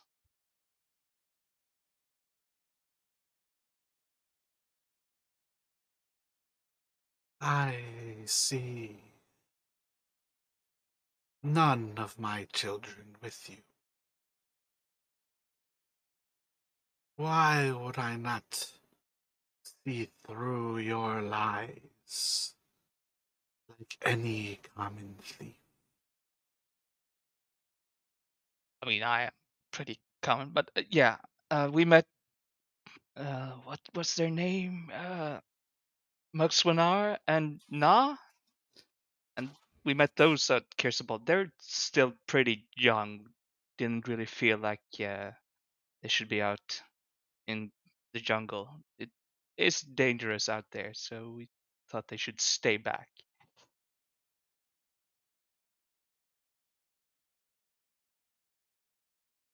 That's why they're not with us.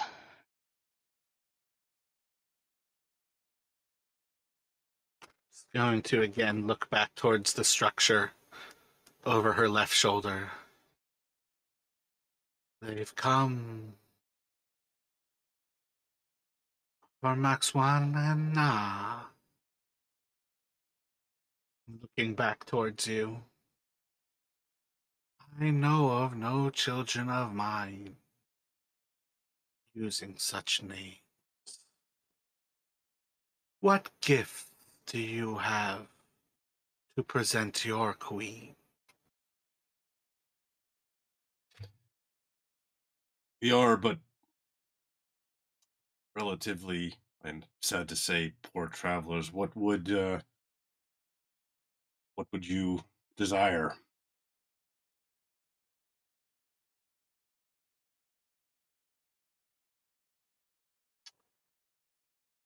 She'll raise one hand up and kind of palm up towards the sky. She'll start to manipulate some of her fingers, and you'll see as just like a single thread kind of starts to form, and she starts to mutter some words. And after a few moments, as she chants, there's just going to grow a large black flower, and as it sprouts into this beautiful dark jet black bloom,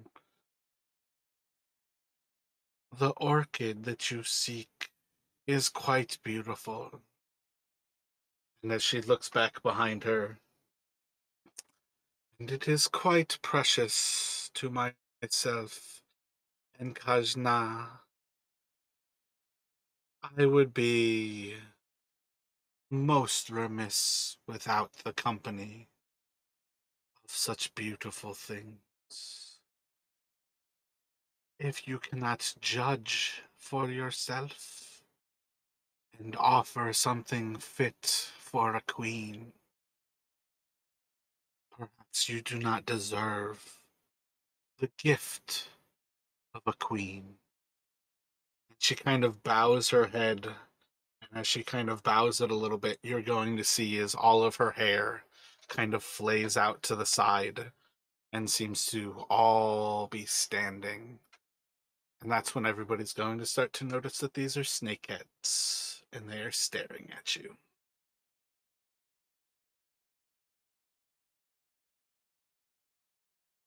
Taran will quickly close his eyes, because fuck that. Island's gonna look at her feet and not at her head.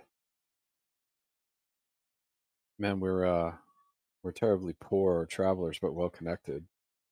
Is there news of the world or an introduction that might work for you?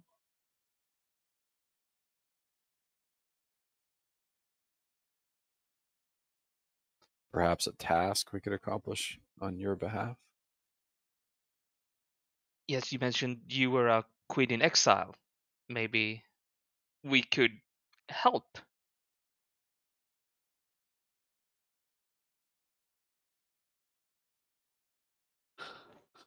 My punishment is, and looking back over her shoulder, perhaps not undeserved. I do not believe I will ever return from my exile to once again take the throne of Omu.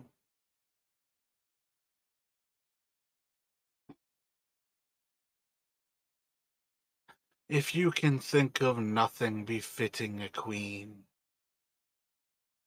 perhaps it would be best for you to, in this garden of forgotten memories, forget your quest and move on.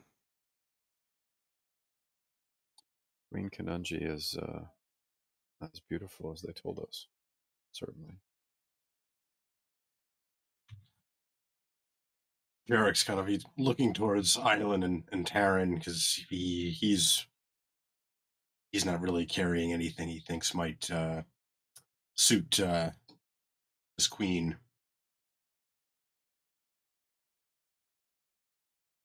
Yeah, no, sadly, Taran is not carrying a lot. Basically, what you can see on him is what he has at the moment.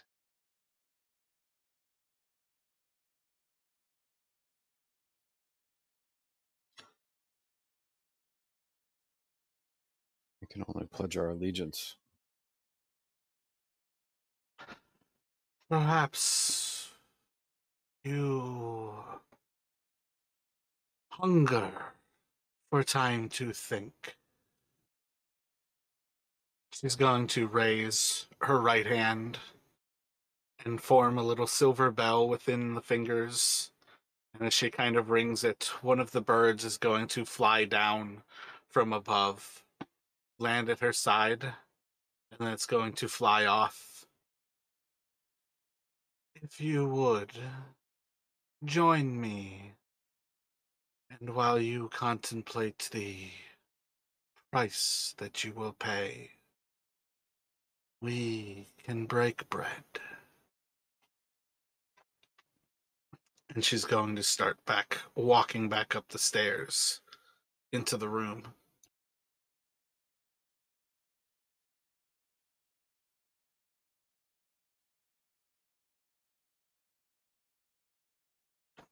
And while you all are outside, you will see as four of the birds fly in and land at the western entrance to this building.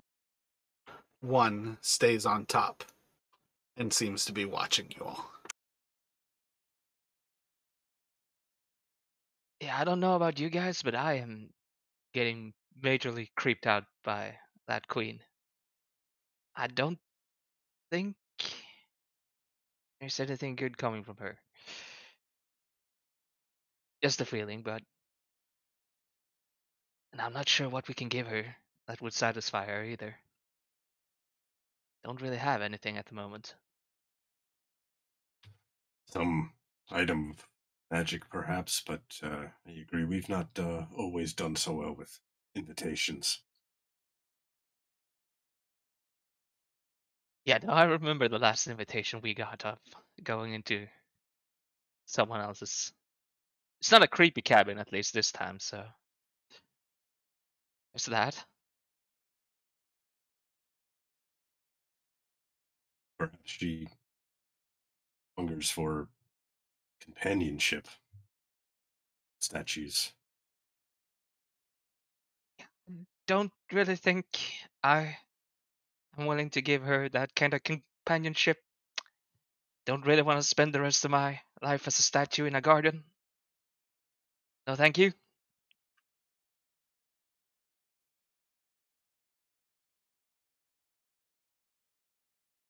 We probably, whatever the case, probably shouldn't keep her waiting.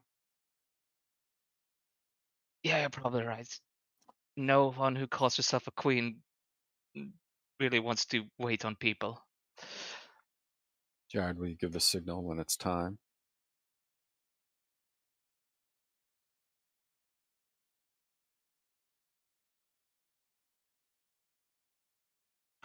Chris, do you, the person playing Terran, remember that you have an alchemy jug? Yeah, I have it. I don't have it on me. I left it in the backpack. All right, as long as you remember that, that's understandable. Yep. That is a Good. wondrous item. I mean, we could ask her to say that we, she could give us leave to go and retrieve something that might be worth it, Would you worthy pay of an her. alchemy jug for the Black Orchid?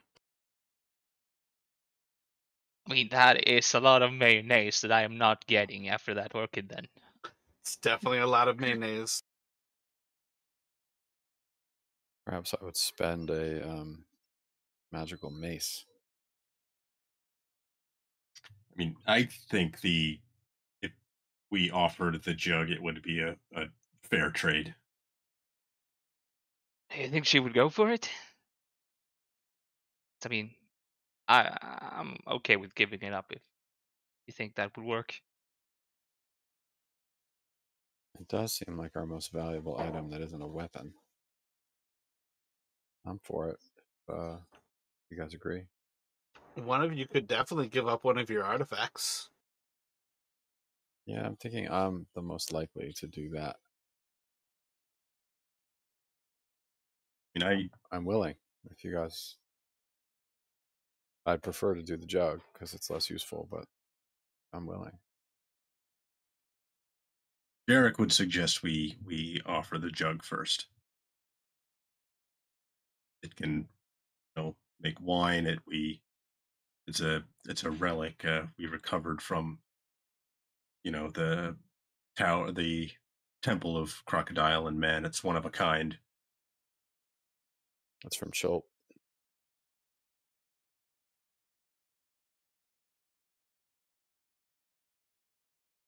Let's do it. So you all can take a few moments before recognizing again, like this idea that you are leaving a queen waiting. When you approach and head into this little chamber, you're going to see the queen sat at a table.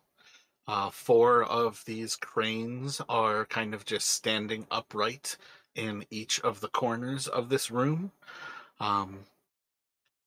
Let's say you all see as your final call the bird coming back from the west that is actually holding a large silver tray in its feet as it kind of flies over. So you guys kind of recognize, like, all right, now we're also keeping her from dining.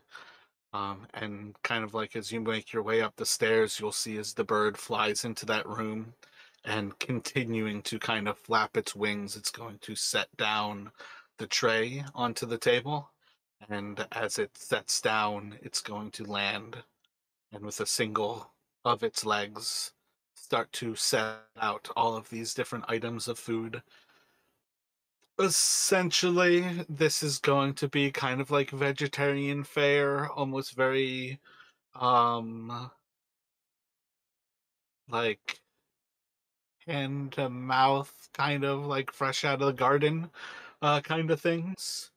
But you'll see like a little spread of berries, of different fruits, flowers, petals, greens and whatnot. And she's going to welcome you all to different seats around the table as you enter. And you'll see as she is served a plate by this bird, and then it is going to kind of step out of this room and return to what you can assume is the roof. And do we see So with the silver tray and the food, do we see any sign of drinking vessels or anything to drink?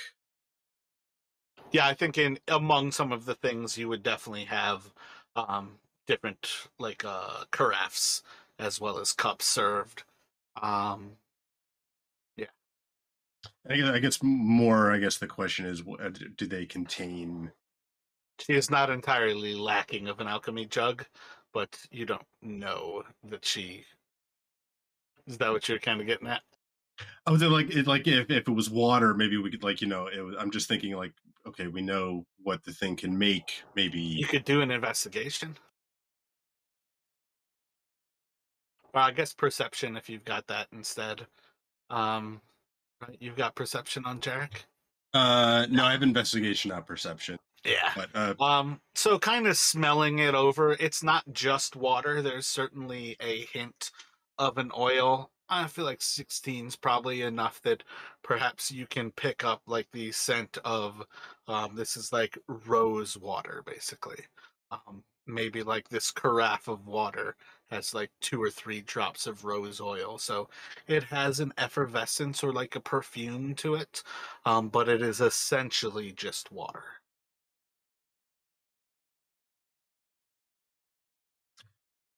so Jarek is kind of like trying to keep his eyes like kind of downcast, but like in a deferential way, like not wanting to offer any offense.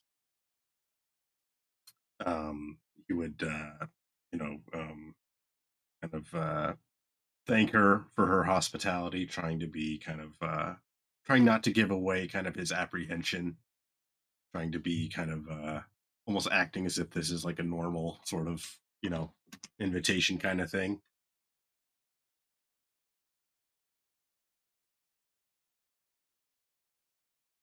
But he would kind of like addressing her like again like thank you for your hospitality. I believe we may have uh, something that we hope might prove of value to you. Perhaps after the meal, if we might be permitted to um, go back and get it. We did not bring it with us into your garden.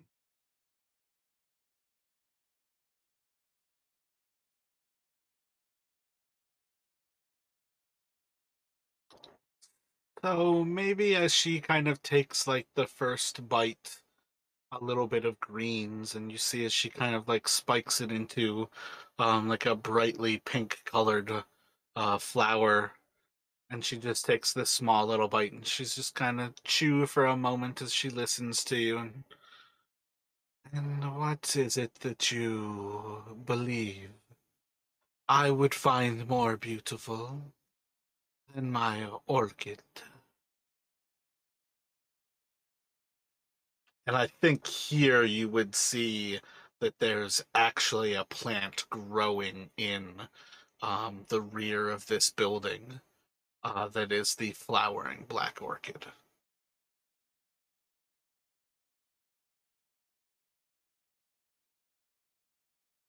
Something not only beautiful but similarly to your orchid, one of a kind, and perhaps of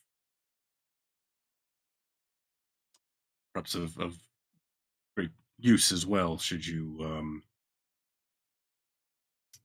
it is a jug recovered from a temple deep within Chult, a singular item, one capable of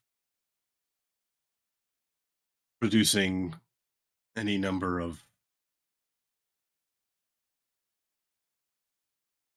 useful, um, delicious things that may brighten your exile. Wine, for instance. Let me have you roll a D100 for me.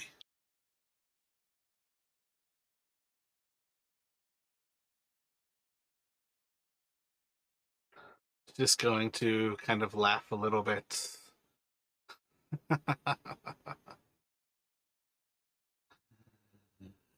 You offer me a gift from my own land.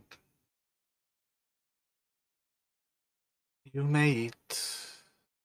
You may enjoy my company. Bring me this offering, and we shall see if this is a acceptable gift to return to your queen.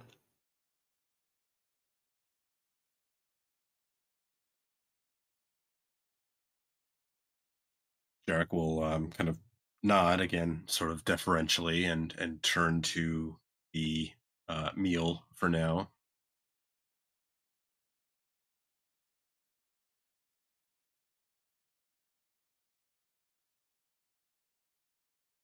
So I'll go get that. Be right back. You're not staying to eat? Oh, should we eat first? Okay. Yeah.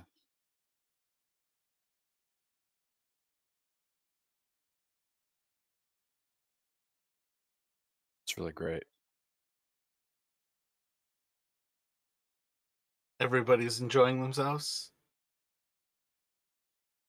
Yes.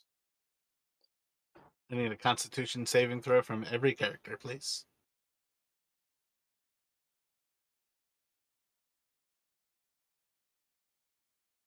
Oh my gosh! Oh, let's get 6 for 6. Oh. Come on, one final fail. Jarek.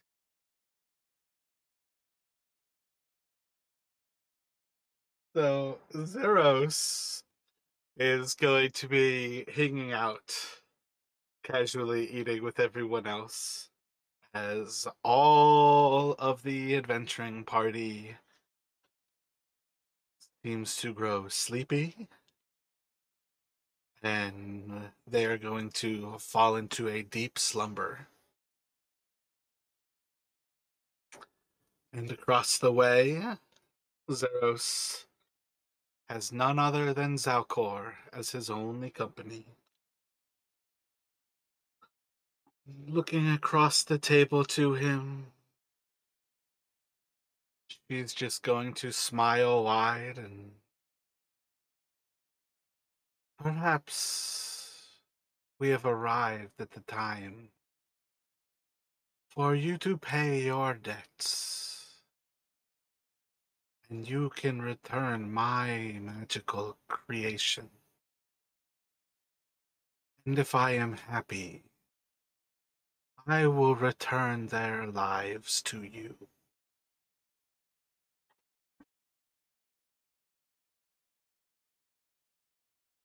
So like it definitely takes a moment for Zeros to kind of like he's kind of catch his voice. I yes, I will retrieve it with your leave. He's clearly out of his element here. He's not he's scared out of his wits to be honest. So she's just going to, I feel like I used the wrong name before. She's just going to look over her left shoulder and, Derukaya, if you would take our friend here and bring him back safely, the gardens can bite and destroy. I would like him returned safely.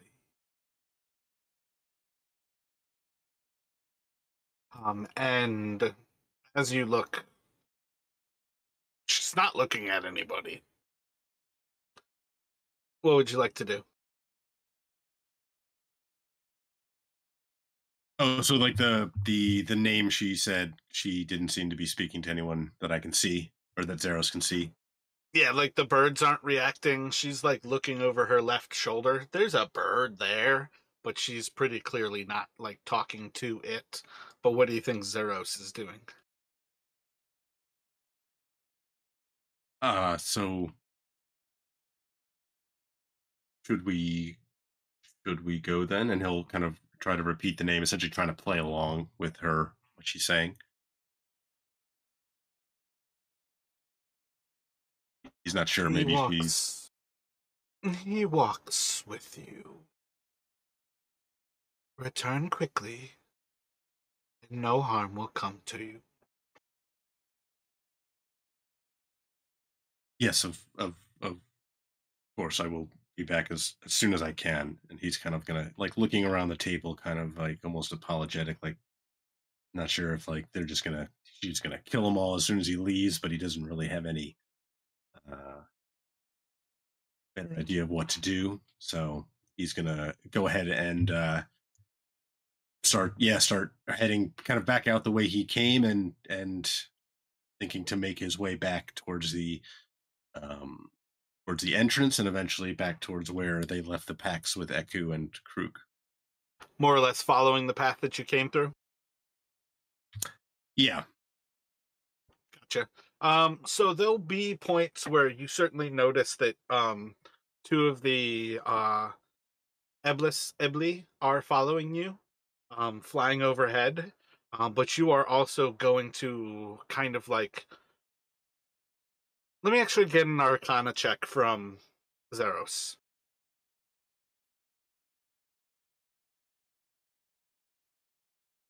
And I guess for what it's worth, if he doesn't have the skill, just intelligence. Um, yeah, Yeah, so I he's got think there'll be like moments where he has like extremely weird chills run through his flesh, um, at like kind of different moments.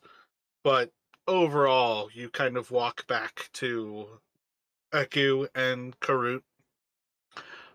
They're certainly going to express concern seeing him return safely, or alone rather, um, somewhat in a way to actually like finish things up because I wanted to finish before Chris, I believe, is not here next week. Are you basically going to grab the alchemy jug from Terran's gear and kind of head back? Yeah, he's kind of like rooting through it. Cognizant at the time, he doesn't. Yeah, he doesn't know. They didn't really speak of anything else. So yeah, he's just gonna grab the jug and try to hustle back. He'll give a brief kind of tell Eku and Krug what's going on, like as he's doing it, but then he'll move to return with the jug. Gotcha. So for what it's worth, I feel like you won't be able to get out of there without um one of them casting bless on you, to give at least like a little bit of an increased chance of success. Um and again, I don't really want to fail to role play them as actual characters. I think you'll probably see the birds maybe influence Eku at least a little bit, that you can kind of see that Eku at least wants to fly within view and be close at hand. Um, and perhaps they have a little bit of a conversation as you are heading back off that you don't necessarily know how those two are treating it, but they are trying to go along with this. Um, yeah, and I feel like one thing that maybe they would pass along if Zeros at least recounts some of what happened is the reminder that like this is the great great grandmother of like the kids' great great grandmother. Um, she's ancient. She's been here for hundreds of years. She wouldn't know like the kids themselves. I feel like that's like a little bit of a detail, but she's going to they'll kind of let you back off under like the eye of the birds. They don't necessarily want to do anything to change this situation. And you can go in there and let me have you make a persuasion roll. You can do advantage. And if it's just a straight roll, just 2d20. And let's see what Zeros has as he arrives back to this situation. And you will have. Oh, that's something that would actually happen. I think Eku would actually be able to see the being that is indeed following you. That is a clutch thing I think that Eku would be able to spot. That Therutaya is indeed a being that is walking beside Zeros as you are coming back to this place. Okay, so yeah, it looks like he just has a regular, or he's got 10 in all his stats, so just be a straight, yeah. Gotcha. Yeah, so let's get a advantage just D20 roll. Oh God.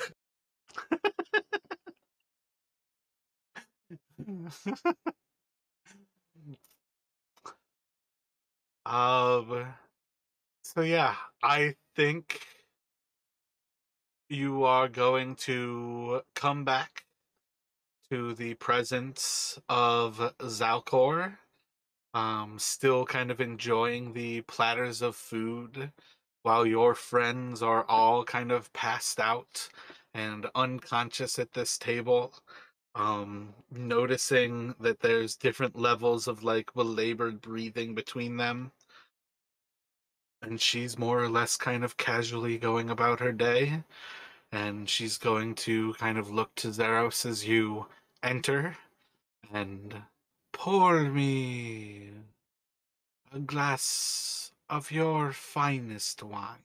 The alchemy jug doesn't require attunement, does it? I don't think so, and for what it's worth, we don't have to have it be something that affects it here. Okay, so Zeros will, I guess, say the command word. He's seen Taryn use it enough that he can, figure out how to use it, I would think. And he will go to, I guess he'll look around to see, like, if she has a glass in front of her, he will go to pour it.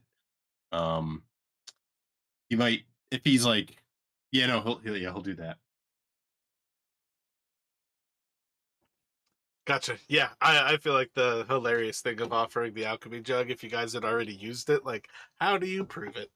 But yeah, for what it's worth, she's not necessarily kind in how things go here, but she will present you with the black orchid, and I think what you guys are gonna get out of this is I think she's going to order the Ebley to pick up and fly your friends back out to. Ooh, yeah, I think she's going to use Eku and Karut's name. I think another moment of Zeros kind of picking up that there is indeed a creature that has been following him.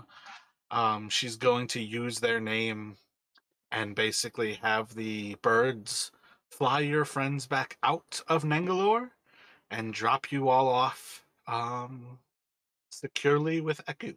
Oof.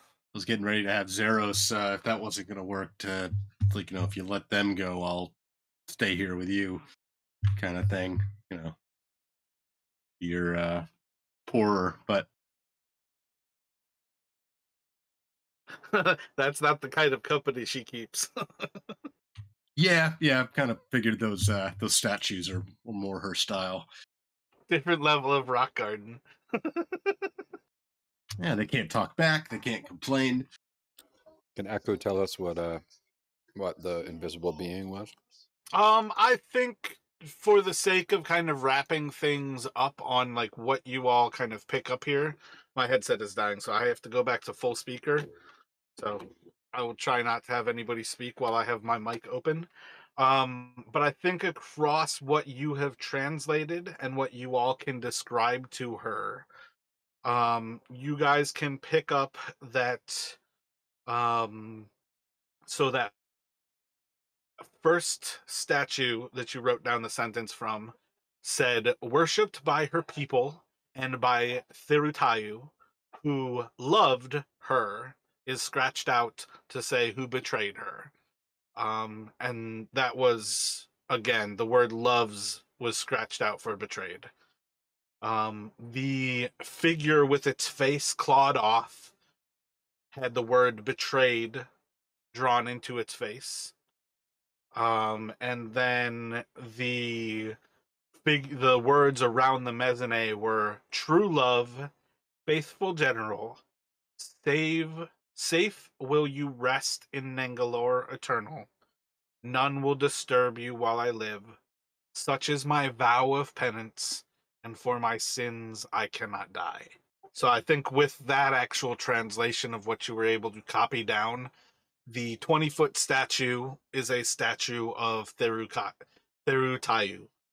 And he, on some level, betrayed her, and perhaps didn't or did. It's hard for you all to necessarily know.